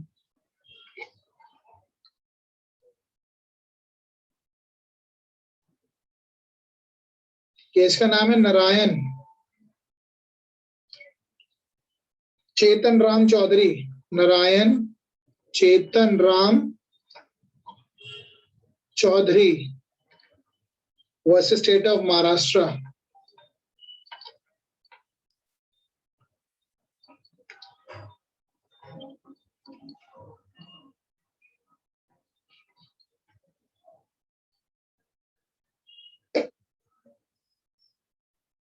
क्वेश्चन यहाँ पर क्या है इस केस में? The main controversy and the question was कि जो एविडेंस है अप्रूवर का, एविडेंस बाय अप्रूवर, अब सरकारी गवाह बना लिया ना हमने इसको, एविडेंस बाय अप्रूवर क्या एक्सेप्ट की जा सकती है? इज एक्सेप्टेबल अगेंस्ट को-एक्यूज्ड, एविडेंस की बात कर रहा हूं मैं, कन्फेशन की बात नहीं कर रहा, ठीक है, ध्यान देना। तो सेक्शन 30 की बात नहीं कर रहा हूं मैं, सेक्शन 133 की बात कर रहा हूं। ऑफ कोर्स को-एक्यूज भी एक्म्प्लाइज ही होते हैं, लेकिन को-एक्यूज हम डायरेक्टली 30 में वहां यूज करते हैं जहां पर उनका ट्रायल साथ चल रहा है। बट मैं भी सेक्शन 133 की बात कर रहा हूँ, क्योंकि यहाँ मैंने बात की एविडेंस, यानी गवाही दे रहा है, एज अ विटनेस अपीयर हो रहा है कोर्ट में, अप्रूवर। तो ये कहता है, इस केस में कहा गया, अगर एक बार आपने कॉरोबोरेशन कर लिया, तो ये भी थोड़ा सा एम्फसाइज कॉरोबोरेशन की तरफ करता है। अगर आपने कॉरोबोरेशन कर लिया है, कन्विक्शन दी जा सकती है। यानी ये भी केस क्या है, कहीं ना कहीं कॉरोबोरेशन की तरह एम्फसाइज कर रहा है। तो आपके पास ना एक क्वेश्चन आएगा। क्वेश्चन क्या आएगा, क्या ये सेक्शन 133 और 114 का जो बी है, क्या ये एक दूसरे के विरुद्ध है, क्या ये कॉन्ट्राडिक्टरी है? तो आपका आंसर होना चाहिए, they are not contradictory with each other. However section 133 कहता है कि 133 कहता है कि अनकॉरोबोरेटेड के आधार पर सजा दी जा सकती है। At the same time it would be safe, court के लिए सेफ हो जाता है कि कोर्ट जो है कॉरोबोरेट कर ले, क्योंकि यहाँ पे टेस्ट दे रखा है रिलायबिलिटी का। ठीक है, तो आप इसको नेगेटिव मत लिखना अपने आंसर में कि दोनों आपस में विरोधाभास है। आपको आंसर में लिखना they are not contradictory to each other. However, section 114 का B, it only says the reliability of the accomplice and therefore emphasizing on the corroboration. Language पे कमांड रखना आप, ठीक है, किस तरीके से आपको आंसर लिखना, वो बहुत इंपॉर्टेंट हो जाता है। और इस केस में और बातें जो कही वो भी मैं लिखवा देता हूँ। Conviction can be based on the testimony of the accomplice, यानी कन्विक्शन दी जा सकती है, कॉरोबोरेट कर ले। हाँ जी बोलिए। आपने लाइन बोल दी ना, मैं उसमें लाइन तो मैं खुद भूल गया। मतलब ये 114 के बी के बारे में, रिलायबिलिटी के बारे में लाइन। हाँ, उसमें मैंने ये कहा था, अब मैं दोबारा डेवलप करता हूँ लाइन के सेक्शन। देखो 133 जो है, it's dealing with the uncorroborated testimony of the accomplice. However, section 114B is not contradictory with the section 133. Contradictory नहीं है। At the same time 114B emphasize on the reliability of the accomplice, reliability पे दबाव डालता है, and therefore it would be unsafe if court is not doing a corroborated with other evidence. अब लिखने के कई तरीके हो सकते हैं। अगर कोर्ट इस पे थोड़ा सा अनसेफ होगा, अगर उसको कॉरोबोरेट ना करे तो कॉरोबोरेशन कर लेना चाहिए। अब संडे से हर्षना आपने आदत डाली है कि इसको आप अपने फ्रेमिंग अपने माइंड में खुद बनाएं, ठीक है।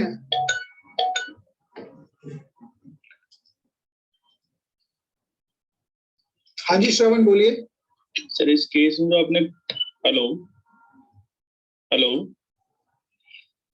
हेलो, ये श्रवण, हेलो सर, मैं पूछ रहा हूँ, ये हाँ, जो केस में सर क्वेश्चन लिखवाया ना, evidence by approver is acceptable against co-accused, इसका एक बार सर दोबारा मतलब समझा देंगे सर? ये कहता है, ये क्वेश्चन इस केस में कंट्रोवर्सी उठी थी, ये कंट्रोवर्सी क्वेश्चन नहीं है। मैं ये कह रहा हूँ कि in this case the question was, या कंट्रोवर्सी वाज, ये विवादित मुद्दा था इस केस में कि जो एविडेंस है, अप्रूवर अगर एविडेंस देता है, क्या उसको एक्सेप्टेबल किया जा सकता है अगेंस्ट को-एक्यूज्ड? तो आंसर है yes, answer is yes, but corroboration कर ले, ठीक है। अब इसके लिए कोर्ट इन वरीय के कोर्ट ने इस केस में और भी बातें कही हैं। पहली बात क्या कोर्ट ने कही, सर एक तरह से जो को-एक्यूज्ड होगा वो ही कंप्लाइंस बन के विटनेस दे रहा होगा ना सर, इसलिए एडमिसिबल किया गया होगा। एक बार दोबारा बोलिए, जो को-एक्यूज्ड है, हाँ जी, वही अप्रूवर बन के कंप्लाइंस बन गया सर, हाँ बिल्कुल ठीक है, वो अप्रूवर बन गया, वो पहले कंप्लाइंस, को-एक्यूज्ड से कंप्लाइंस तो होता ही है। जी जी, इसीलिए उसका जो एविडेंटरी वैल्यू है वो को-एक्यूज्ड के अगेंस्ट यूज किया जा सकता है। बिल्कुल यूज की जा सकती है, लेकिन यूज जब की जाएगी तो कोरोबोरेशन पे एम्फसाइज है, दबाव उस पर डाला गया है कि भाई अरे एक बात बताओ, दो लोग हैं, ए और बी है जी, बी ये कह रहा है कि हाँ भाई ये ए ने मारा है, मैंने और ए ने मारा है, ठीक है, जी और उसमें से ए और बी में से दोनों में से एक सरकारी गवाह बन गया, अरे इसको तो बिल्कुल छोड़ा जा रहा है ना, जी तो ये तो सरकार का फेवर ही लेगा। जी तो इसलिए कहा गया भैया बी की अकेली बी के कहने पे सजा मत दीजिए, थोड़ी सी अनसेफ होगी तो बी की कहीं भी बात को और एविडेंस के साथ कोरोबरेट किया जाए, जोड़ के देखा जाए। ठीक है सर। सर वो तो वैसे जब चीफ एग्जामिनेशन क्रॉस होगा और री होगा तो उसी में ही 99% चीजें अपने आप निकल के आ जाएगी सर उसके बाहर। अब लेकिन ये भी कहता है ना कि भाई इसकी सिर्फ इसकी कहने पे सजा देना थोड़ा अनसेफ होता है, आप दूसरी चीजों को देखिए। अच्छा आप अगर जज हो, जी अगर आप जज हो तो क्या किसी के कहने पे मान लोगे अरे ये तो इसका नहीं हुआ, यही तो थ्योरी है कि ये तो इसका भी नहीं हुआ, इन दोनों ने पहले मिलकर प्लानिंग करी, आज इसी के खिलाफ गवाही दे रहा है, तो ये झूठा आदमी तो हो ही सकता है। इसी को तो 114 का बी कहता है ये झूठा हो सकता है, अनवर्दी है, इस पे विश्वास इतनी आसानी से नहीं किया जा सकता, नहीं किया जा सकता तो और एविडेंस को लाइए। Okay sir. तो अब इसमें भी कुछ और बातें, पहली बात इसी केस में कहा गया था कि टेंडर और पार्डन जो हम करते हैं ना, टेंडर और पार्डन जो 306 में करते हैं, वो इसलिए करते हैं, किस लिए करते हैं टेंडर और पार्डन, कि अगर एक क्राइम के अंदर कई सारे ऑफेंडर है तो अगर एक को अगर हम पकड़ के अप्रूवर बना के औरों को सजा दी जा सकती है तो कोर्ट ऐसा कर सकती है। टेंडर और पार्डन क्या है, to tender of power is to prevent, रोकता है, to prevent the escape of offender, escape of offenders from punishment. समझ में आई वाली बात? Yes sir. हमने उसको एक इंसान को माफी क्यों दे रहे हैं, ताकि भाई वो हमें सारी बातें सही बताए जिससे और लोग ना छूट जाए। अब ये देखो एक पॉलिसी है सरकार ने बनाया, अब एक इंसान को छोड़कर औरों को भी तो दी जा सकती है सजा, क्योंकि कई बार क्या होगा अगर एक हीनियस ऑफेंस है, एक गंभीर मुद्दा, अगर सबको छोड़ेंगे तो बाहर जाके आतंक मचा देंगे, तो इसलिए कम से कम एक इंसान जिसको लग रहा है कि ये अप्रूवर बन सकता है सरकारी गवाह, तो उसको सरकारी गवाह बनाकर औरों के खिलाफ यूज किया जा सकता है। कई बार लैक ऑफ एविडेंस होता है, लैक ऑफ एविडेंस क्यों है, क्योंकि जो लोग हैं वो वही एविडेंस है आप एक दूसरे के विरुद्ध, तो एक को बना लेंगे सरकारी गवाह।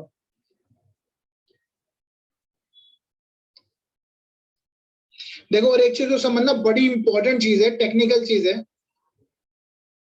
अप्रूवर अगर ये कहता है कि मैं तो क्राइम में था ही नहीं और ये लोग थे,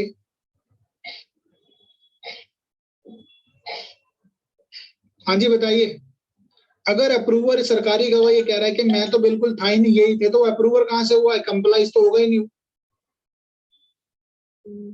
यामिनी बताइए।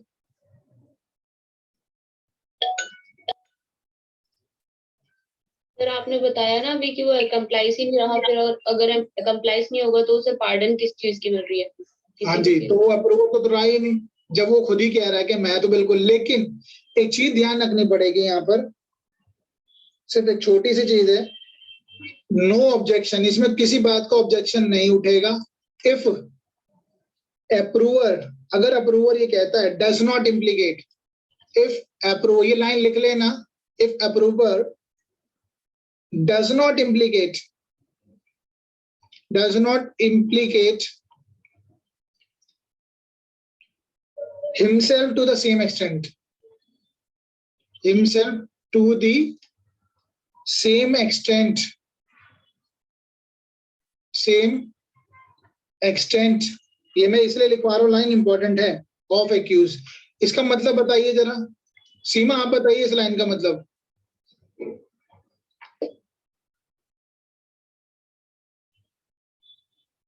सीमा।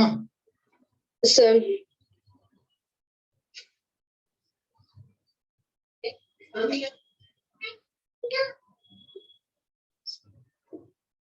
जल्दी से बताइए, come on, who is going to tell me fast. Sir कहना है। हाँ बोलिए श्रवण। सर इस लाइन का मतलब ये है कि अगर अप्रूवर जो है वो खुद को, जिसपे वो इल्जाम लगा रहा है, खुद को उस हद तक नहीं लेके जाता तो फिर उस बात पे कोई ऑब्जेक्शन नहीं आ सकता।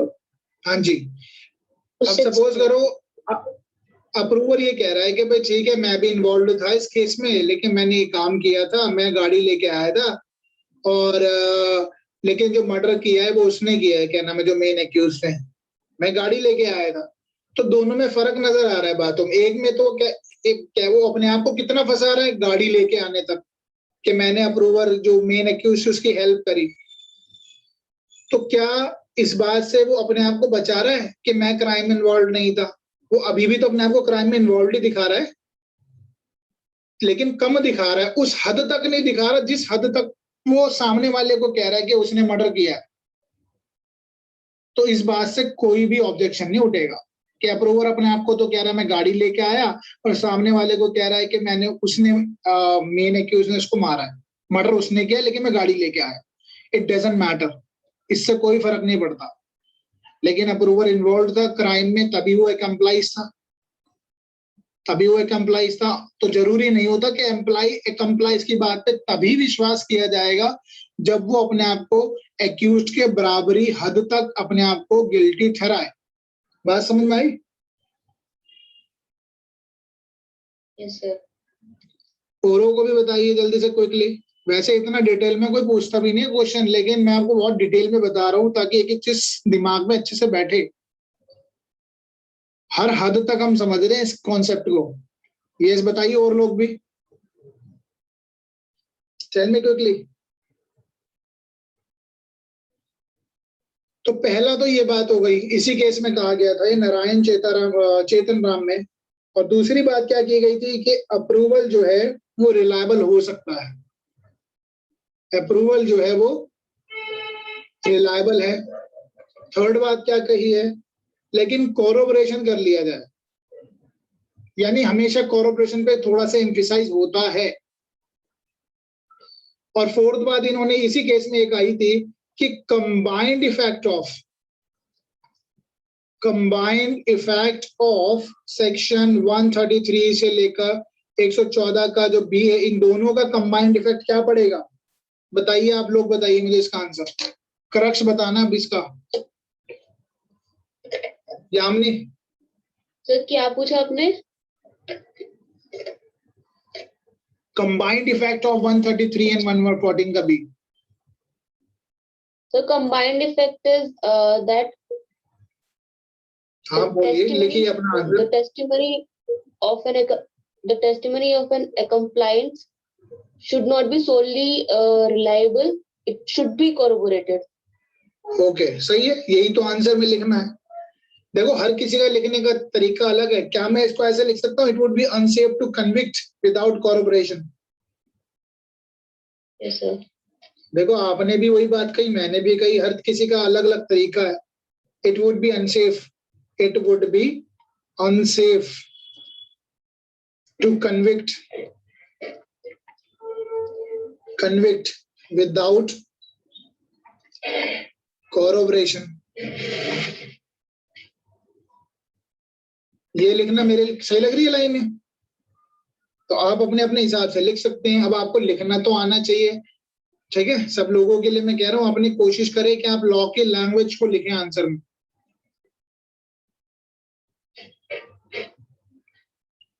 तो अल्टीमेटली देखा जाए कंबाइंड इफेक्ट से में पता लगा कोरोबोरेशन कर लेना चाहिए।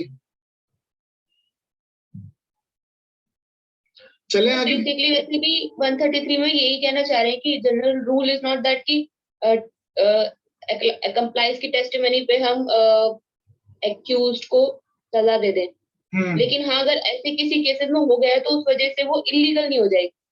हाँ इलीगल नहीं होगी कि भाई अगर हम अकेला सिर्फ, देखो कई बार क्या होता है, हर केस के फैक्ट्स अलग होते हैं, हर केस के फैक्ट्स अलग होंगे, एविडेंस अलग होंगे। क्या पता वो इतना रिलायबल हो, इंसान इतना ज्यादा रिलायबल हो जिस पे रिलाय किया जा सकता है। एक जज को पकड़ लिया, अब जज को बैठा लिया अपने साथ, उसको दबाव डाल के उसे क्राइम करवा रहे हैं, तो वो एक कंप्लाइज तो ऐसे है नहीं, दबाव में कंप्लाइज नहीं होता। अभी वो भी मैं लिखाऊंगा, he is not an accomplice. चलो आगे चलते हैं। सर तो ये हो सकता है कि 114 का जो बी है वो जनरल रूल कहता है कि मतलब जनरल रूल है कि विदाउट कोरोबोरेशन नहीं होना चाहिए, मतलब अनसेफ होगा। हाँ ये जनरली समझ सकते हैं हम इसको, कहते हैं कि भाई कोरोबोरेशन कर लेना ही ठीक रहता है, अनसेफ होगा अगर बिगर उसकी। देखो एक बात बताओ, 114 के बी में लिखा क्या है, एक वर्ड क्या लिखा है, अनवर्दी ऑफ क्रेडिट लिखा है ना। अनवर्दी ऑफ क्रेडिट किसकी तरह, किस पे एम्फेसाइज डाल रहा है, दबाव किस पे उसका, रिलायबिलिटी पे, रिलायबिलिटी विश्वसनीयता पे। ठीक है, तो विश्वसनीयता सिद्ध करने के लिए हमें कॉर्पोरेशन चाहिए होगा भाई, इतनी सी बात ध्यान रखें। चलो लेट्स प्रोसीड फर्दर।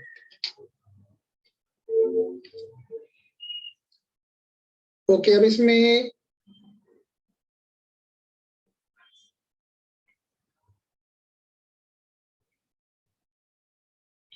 एक छोटा सा केस वो लिख लेते हैं, जसबीर का केस था, जसबीर सिंह,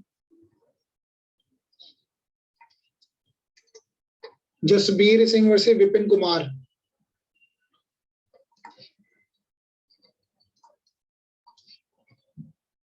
। 2001 का केस है ये। इसमें यही कहा गया कि जो एविडेंस है ना अप्रूवर का,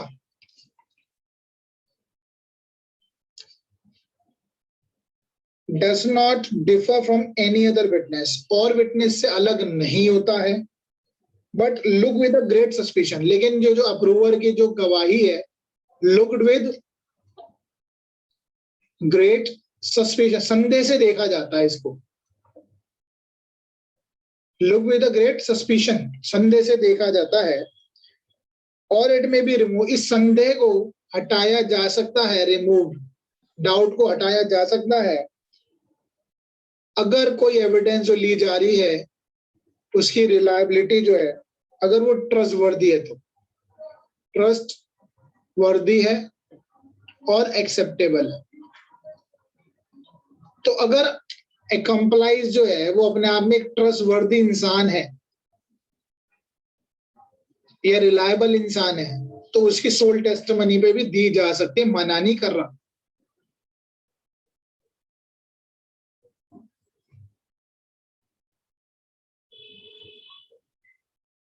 ठीक है, फिर कैसे हटाई जा सकती है सर सस्पिशन? उसका संदेह अगर एक्म्प्लाइज है वो विश्वसनीय है, बहुत रिलायबल इंसान है। एक बात बताओ, जब आपके सामने कोर्ट में विटनेस आता है,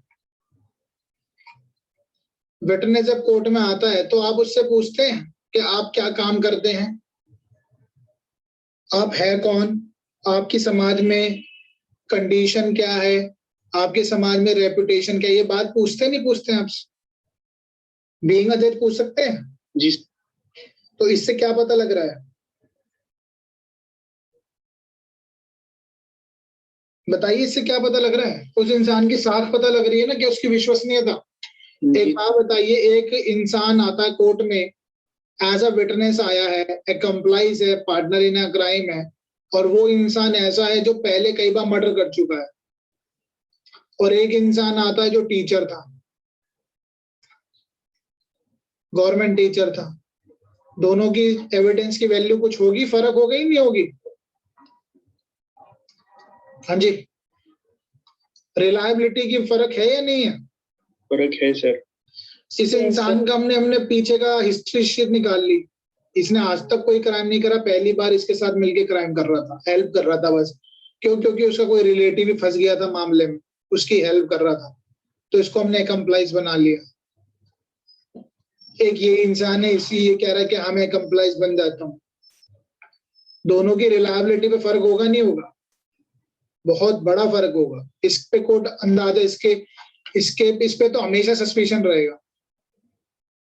इस पे सस्पिशन खत्म हो जाएगा जब ये बता देगा तो मैंने इस परिस्थितियों में करा और मुझे लगता था कि मुझे उसका साथ देना चाहिए था, इसलिए मैं उसको अपनी गाड़ी में बिठा के ले आया, कुछ दिन मैंने अपने पास रख लिया, वो मेरा छोटा भाई था, और उसके बाद ये कंप्लाइंस बन गया। तो इसकी बात पे बिलीव होगा या नहीं होगा? या इसकी बात पे बिलीव करेगी कोर्ट? कोर्ट की विवेकता भी तो बहुत इंपॉर्टेंट है। एक बात मैं आपको बता दूं, सीधा चीजें रटने से काम नहीं चलेगा। इंटरव्यू में क्या होता है, जज बनने से पहले आपको इंटरव्यू तो देना पड़ेगा। इंटरव्यू में वो आपके कॉन्सेप्ट से ज्यादा एम्फेसाइज करते हैं आपके अंदर जज बनने का एटीट्यूड, उस जज बनने की समझ है या नहीं है, ठीक है। तो वो चीज भी देखती है कि आप परिस्थितियों में कैसे काम करेंगे। जज का कॉन्फिडेंस भी होता है, उसका खुद का विवेकता, उसकी खुद की maturity of understanding the law and the questions, वो सारी चीज मैटर करती है। तो अगर कोई अकम्प्लाइज की जो एविडेंस है वो क्रेडिबल है, एक वर्ड और मैं लिख देता हूं, अगर वो क्रेडिबल है और कॉजेंट है। कॉजेंट क्या होता है और क्रेडिबल क्या होता है? Credible on which one can trust, reliable. विश्वसनीय, विश्वस, अब ये लिख लेना विश्वसनीय, तो शायद ऐसे लिखते होंगे। आपने एक वर्ड सुना होगा इनक्रेडिबल इंडिया, सुना है? अतुल्य भारत। हाँ जी, अतुल्य भारत, अविश्वसनीय भारत। ये नेगेटिव वर्ड नहीं है, पॉजिटिव वर्ड है। इनक्रेडिबल, इनक्रेडिबल मतलब इतना अच्छा है हमारा भारत, इनक्रेडिबल। तो ये क्रेडिबिलिटी की बात करता है, विश्वसनीयता की, कि उसकी बात पे अगर विश्वास किया जा सकता है तो वो सजा दी जा सकती है उसके बाद। कॉजेंट होता है किसी रीजन के साथ, अगर वो कुछ बात कह रहा है, कारण, कॉजेंट, देयर मस्ट बी कॉजेंट रीजन, तो कन्विक्शन की जा सकती है। चलो आगे चलते जल्दी से क्विकली। अब हम बात करेंगे who is not a complies, कौन ए कंप्लाइज नहीं होता है। Who is not a complies, कौन कौन कंप्लाइज पार्टनर इन क्राइम नहीं होगा।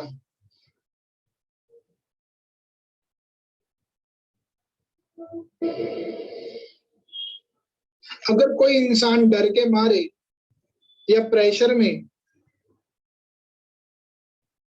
काम करता है तो क्या वो कंप्लाइज होगा?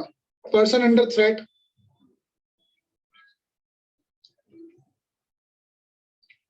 डर के मारे, थ्रेट ऑफ डेथ लिख लेते हैं साफ साफ, थ्रेट ऑफ डेथ, उसे अपनी जान का डर है और इसलिए उसने क्राइम में साथ दिया, या प्रेशर में।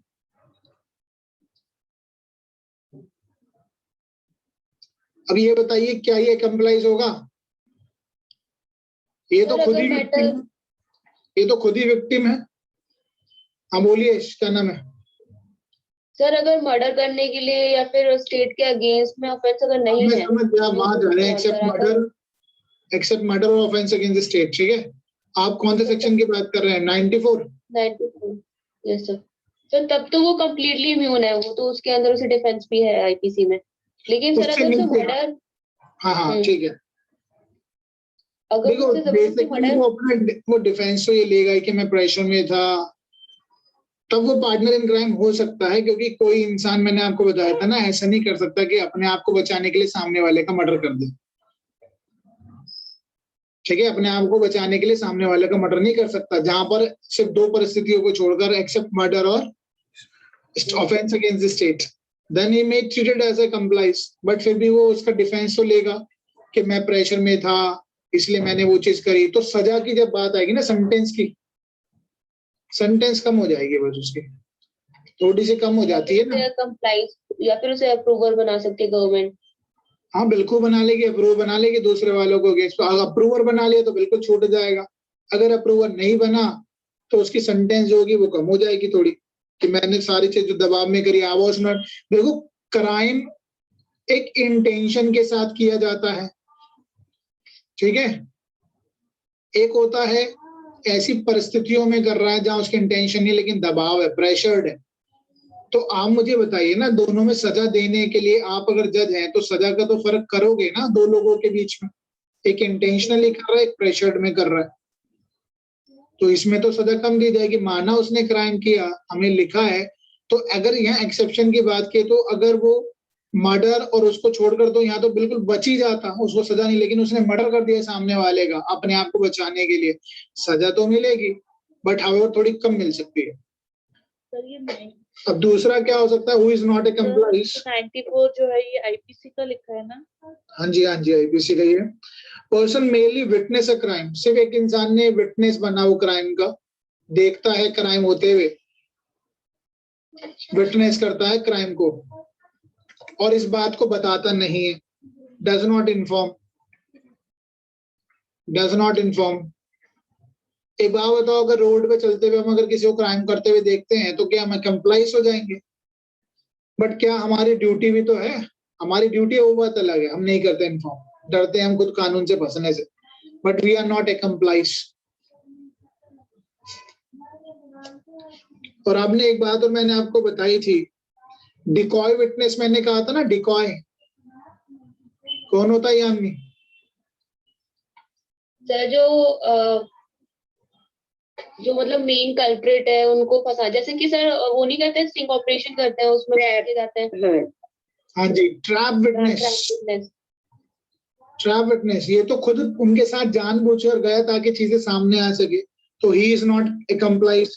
इसमें मैंने आपको और भी चीजें बताई थी, डिटेक्टिव, स्पाई, ठीक है, पेड इन्फॉर्मर जो होते हैं,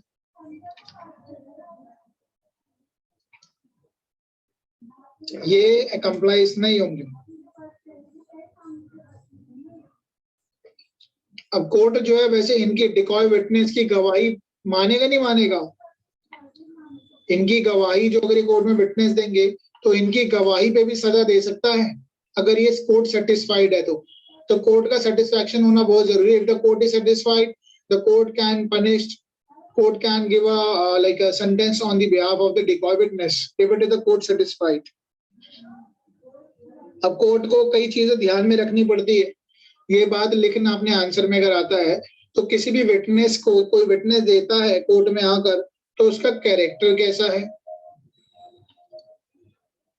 उसकी पोजीशन इन लाइफ कैसी है, ठीक है, सोशल स्टैंडिंग, उसका विटनेस समाज में उसकी क्या रेपुटेशन है, सोशल स्टैंडिंग, ठीक है, कुछ चीजें होंगी, उसकी रेपुटेशन हो गई ना, ये सारी चीजों को ध्यान में रखते हुए सजा दी जा सकती है उसकी भी आप पे। हाँ जी सर, एक बार ये फर्स्ट वाला पॉइंट को 94 के साथ में आप थोड़ा सा कोरिलेट कर। ये पहली बात तो इसमें लिखना नहीं था, लेकिन अच्छी बात है क्वेश्चन पूछा गया। ये मैं कह रहा हूँ कोई इंसान अगर कोई इसी में दबाव में कि भाई तेरे को मार देंगे या तेरे को प्रेशर है किसी चीज का, दबाव में डाल के किडनैप करके अपने क्राइम करवा लिया किसी से, तो वो कंप्लाइज नहीं होता है, ठीक है, वो तो खुद विक्टिम है, उसको तो मारा जा रहा, पीटा जा रहा है, उससे क्राइम करवाया जा रहा है, तो ही इज नॉट ए कंप्लाइज।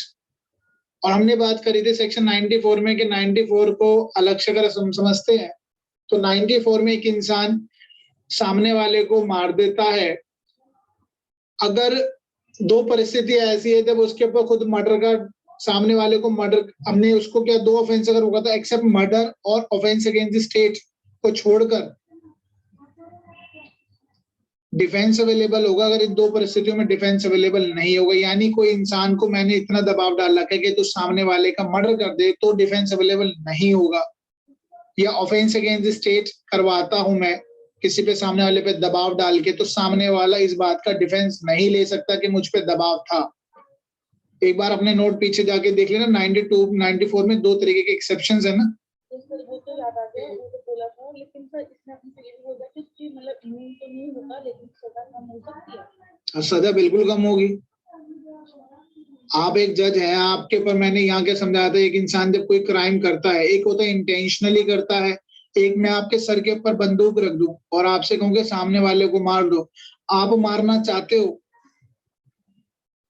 लेकिन आपने क्यों मारा? क्योंकि मैंने आपके सर पे गन रख रखी थी, आपने इसलिए शूट कर लिया अपने आप को बचाने के लिए। आपने मर्डर तो करा है लेकिन सजा तो कम होगी ना। दोनों परिस्थिति अलग है, कंडीशन सर्कमस्टांसेस अलग है। तो बीइंग अ जज आपको सोच के देखिए, आप एज अ जज सोचिए कि मैं दोनों केस में सजा किस में दूंगी, कम या ज्यादा दूंगी। 94 ये कहता है, अरे 94 सिर्फ यही तो कहता है कि अगर इन दो चीजों को छोड़कर अगर होता है तो डिफेंस अवेलेबल है, तो डिफेंस अवेलेबल नहीं होगा अगर आपने सामने वाले की हत्या कर दी। चलो डिफेंस अवेलेबल नहीं है, मर्डर की कैटेगरी में आ गया तो मर्डर या फिर culpable homicide not amounting to murder में विच में एक्सटेंड टू है ना, विच में एक्सटेंड टू। अब विच में एक्सटेंड टू सजा जो होती है, आपने ये देखा है सीरीज देखा है कौन सा वाला ये, अरे ये जो था अभी क्रिमिनल जस्टिस, ये सर देखा था, उस लड़की ने भी तो मर्डर कर दिया, घोप दिया ना, तो कल्पेबल होमिसाइड में आ गया 2 साल की सजा, बीच में एक्सटेंड टू लिखा हुआ है, तो डिपेंड करेगा उसको सजा कितनी दी जाए।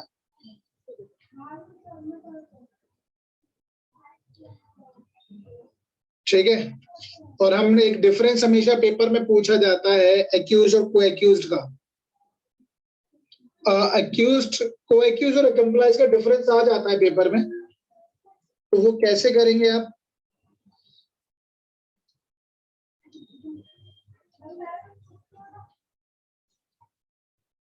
को एक्यूज और यहाँ पर अगर डिफरेंस आ गया है एक्म्प्लाइज का, अब ये लोग आप मुझे बताइए, मैं नहीं बताऊंगा, डिफरेंस आप पढ़ चुके हैं, जल्दी से क्विकली बताइए। क्या नाम है आपका? यामिनी, जल्दी से बताइए व्हाट इज द डिफरेंस। हाँ जी The co-accused is tried with another accused.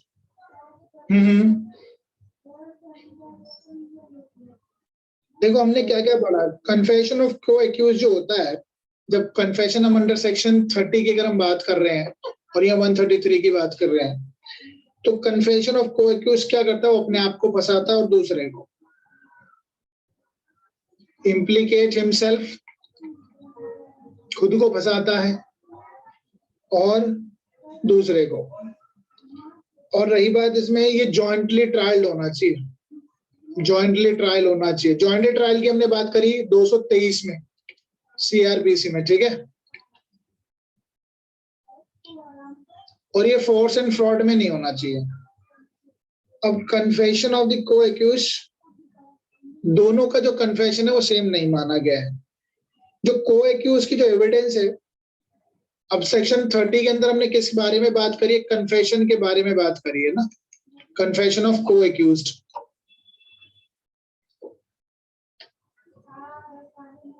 ये एविडेंस माना गया है क्या? इसको एविडेंस ही नहीं माना, नॉट एविडेंस। क्यों नहीं माना? मैंने आपको एक केस कराया था, वो कौन सा केस था? बीएच वाला जो था अभी जो मैंने पढ़ाया, जल्दी बताओ। भुवोनी साहू। हाँ, भुवोनी साहू में क्या क्या लिखा है आपने?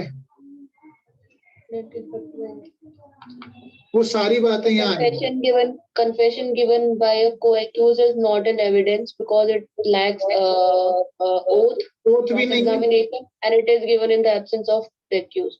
क्रॉस एग्जामिन भी नहीं हुआ और एब्सेंस ऑफ एक्यूज्ड, ठीक है। यही बातें हैं, ये तीनों बातें हैं, इसलिए यहाँ पर ये को एक्यूज वाली बात की गई, ठीक है।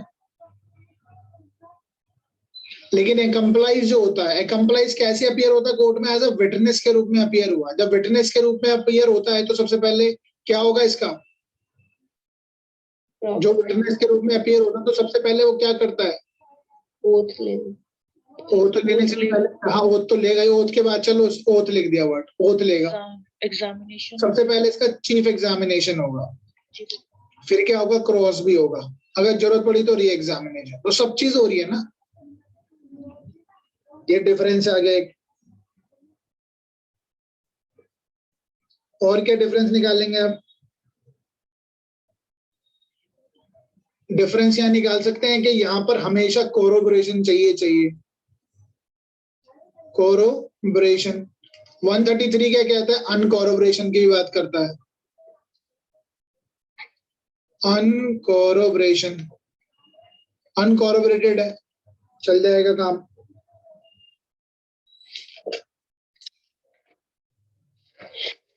ठीक है, जो एविडेंस होता है यहाँ पे 30 के अंदर वो वीक होता है, यहाँ पे स्ट्रॉन्ग होता है। हाँ ये है ही नहीं, तो वीक है ना, एविडेंस ही नहीं माना हमने, जो बहुत वीक है तो ये भी वीक। लेकिन इसको हम 114 के साथ बी के साथ रिलेट करके पढ़ेंगे तो समझ में आ जाएगा कि हाँ भी इसको कॉर्पोरेट कर लेना चाहिए।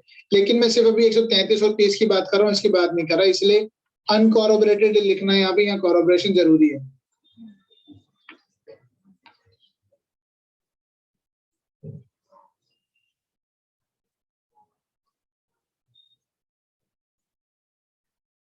देखो एक्म्प्लाइज जो होता है ना, कई बार एक्म्प्लाइज हम इसलिए उसको अप्रूवर बनाते हैं क्योंकि सिर्फ वही एविडेंस दे सकता है, सिर्फ यही एविडेंस दे सकता है, ठीक है। Only the compliance can give evidence, और इसलिए हमने इसको अप्रूवर बना लिया। अगर इसको हम अप्रूवर नहीं बनाएंगे तो जो बाकी और लोग हैं, और लोग they can never be convicted, उनको सजा दी ही नहीं जा पाएगी। ठीक है भाई, यही है थोड़ा सा डिफरेंस, तो आपको मैंने ऑलरेडी पहले डिटेल में बता भी दिया है। और अगर हम बात करें जनरली, अगर हम 133 की बात करें,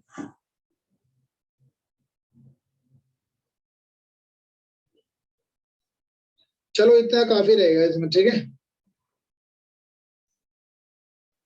काफी सारे पॉइंट्स है, लेकिन इनको 2-3 लाइन में आप लिख लेना डिस्क्रिप्टिव। एक आखिरी इसमें मेरा एक पॉइंट और बचा है, वो भी बता दीजिए आप जल्दी से। ये खत्म हो गया, ठीक है। अब एक वर्ड मैंने आपको बताया था, प्रोसिक्यूट्रिक्स कौन होता है? कौन होता है प्रोसिक्यूट्रिक्स?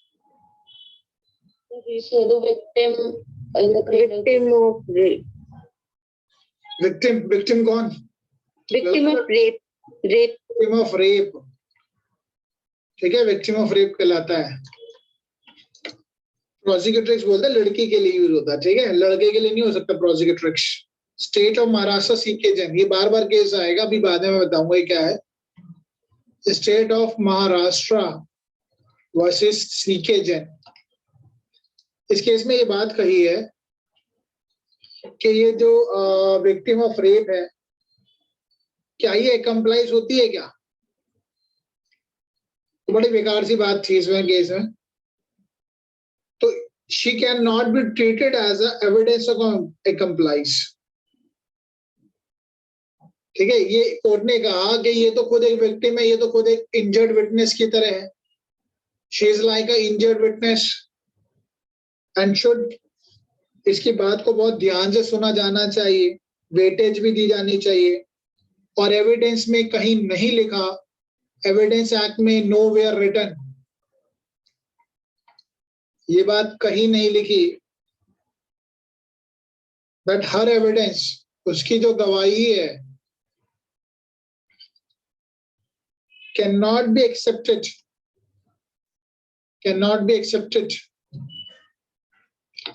unless corroborated।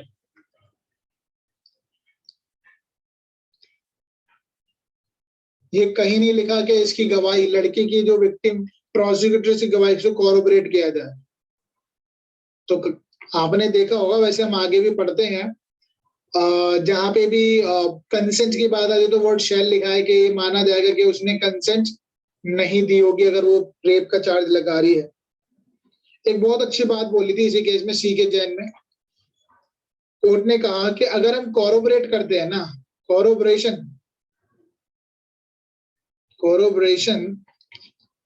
अगर हम विक्टिम का रेप वाले मामलों में लड़की की सोल टेस्टिमनी पे भी दी जा सकती है गवाही, पनिशमेंट। तो कोऑर्पोरेशन अगर हम करते हैं, it would be adding insult to injury. एक तो वो पहली परेशान है और उसके बाद उसको कोऑर्पोरेट कर रहे हैं, तो that would be adding insult to injury. सीपे जैन सर, इसमें क्या मतलब कि कोऑर्पोरेशन प्रोसिक्यूट्रिक्स का स्टेटमेंट के साथ कोऑर्पोरेशन, या फिर उसके अलावा, स्टेटमेंट के अलावा किसी और एविडेंस को लेना?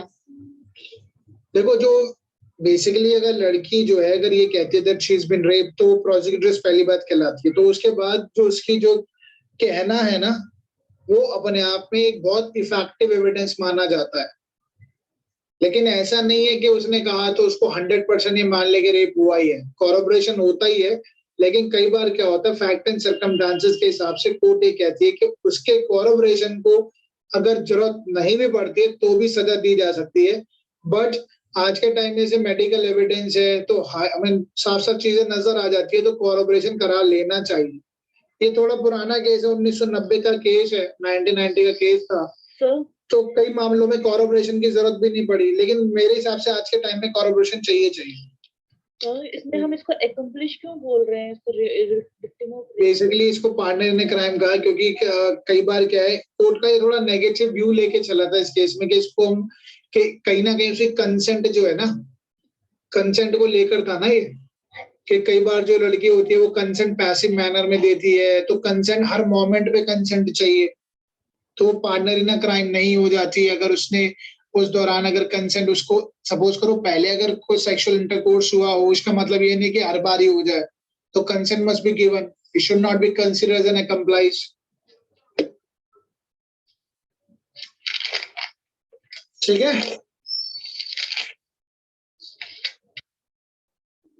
ये जो not an accomplice word use किया गया है, ये एक्यूज्ड के एंगल से यूज किया गया है इस केस में, मतलब जो एक्यूज्ड पर्सन है, मतलब जिसके ऊपर कन्विक्शन चल रहा है, उसके साथ पार्टनर इन क्राइम ना माना जाए इसको। हाँ, मतलब जो लड़की है ना उसको पार्टनर इन क्राइम ना मान लिया जाए कि वो पार्टनर इन क्राइम है, तो इसलिए उसको छोड़ दिया जाए, किसको, एक्यूज को। जी जी जी, यही पूछ रहा हूँ सर मैं, तो मतलब इसलिए हमने इसको कंप्लाइंस नहीं माना है और उसकी एविडेंस को वैल्यू दे दिया है। हाँ, इसके एविडेंस को वैल्यू दिया है ना, लड़की की एविडेंस में कई बार कोरबोरेशन की जरूरत नहीं पड़ती है।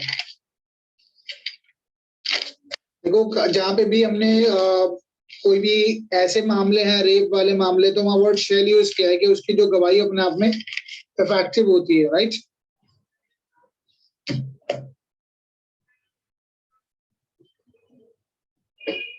चलो, ये तो हमारा खत्म हो जाता है आज ये वाला जो टॉपिक है 144 बी एंड 133। अब इसके बाद ना एग्जामिनेशन ऑफ विटनेस स्टार्ट होता है, विटनेस का एग्जामिनेशन किया जाना। अब विटनेस का एग्जामिनेशन जो किया जाता है, एक काम करते हैं 5 मिनट का ब्रेक लेते हैं और थोड़ा सा और पढ़ लेते हैं, कुछ छोटे छोटे सेक्शंस हैं, तो इसमें कुछ केस लॉज भी नहीं है, करते हैं। ठीक है, 5 मिनट्स का ब्रेक लेते हैं और आगे चलते हैं, एग्जामिनेशन ऑफ विटनेस कवर करते हैं।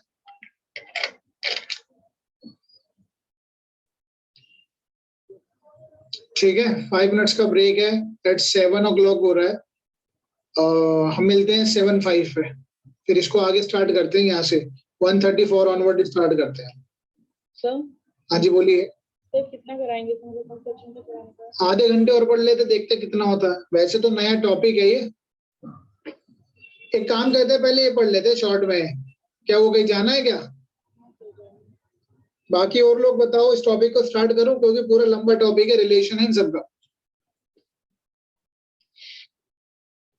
Unanimously decision legal से quickly, yes or no? Yamini, सीमा, श्रवण, जैसे आपको सही लगे वैसे कर दीजिए। वैसे टॉपिक तो बड़ा ही है, 145 भी आ जाएगा इसमें कवर। हाँ जी, सर नहीं जाएंगे तो फिर चलो कोई बात नहीं, आप जाइए फिर, सब लोग कल मिलते हैं फिर। ठीक है, 7 बज गए, 2 घंटे तो हो ही गए। एक अच्छा टॉपिक था हमारा, अच्छे से डिटेल में कवर हो गया। फिर हम कल मिलते हैं, कल 5:30। हाँ जी, हमने, ओके सर, राइट सर। चलो कल मिलते हैं। अब आप भी थोड़ा हरियाणा पे फोकस कीजिए, ठीक है सर? हरियाणा के सॉल्व कीजिए क्वेश्चन, और इस वीक के एंड में या अगले हफ्ते में एविडेंस के जो मैंने आपको 250 या 265 क्वेश्चन दिए थे वो मैं डिस्कस करूंगा, तो आप उनको अपनी तरफ से अटेम्प्ट कीजिए। मुझे इसका स्कोर बताइए कि 265 में आपके कितने नंबर आ रहे हैं। ठीक है, you just tell me the score. मैं उस पर चाहता हूँ कि आपके 265, जब मैं कराऊंगा 265 ही ठीक हो जाएंगे, but first of all attempt yourself, then just let me know the score. Okay sir. चलो कल मेरे को बता देना कितना स्कोर रहा आप लोगों का, कल तक कर लीजिए 265, इट्स नॉट अ बहुत बड़ी बात नहीं करना। चलो, see you tomorrow, bye bye everyone, take care. Thank you sir. Bye everyone, bye.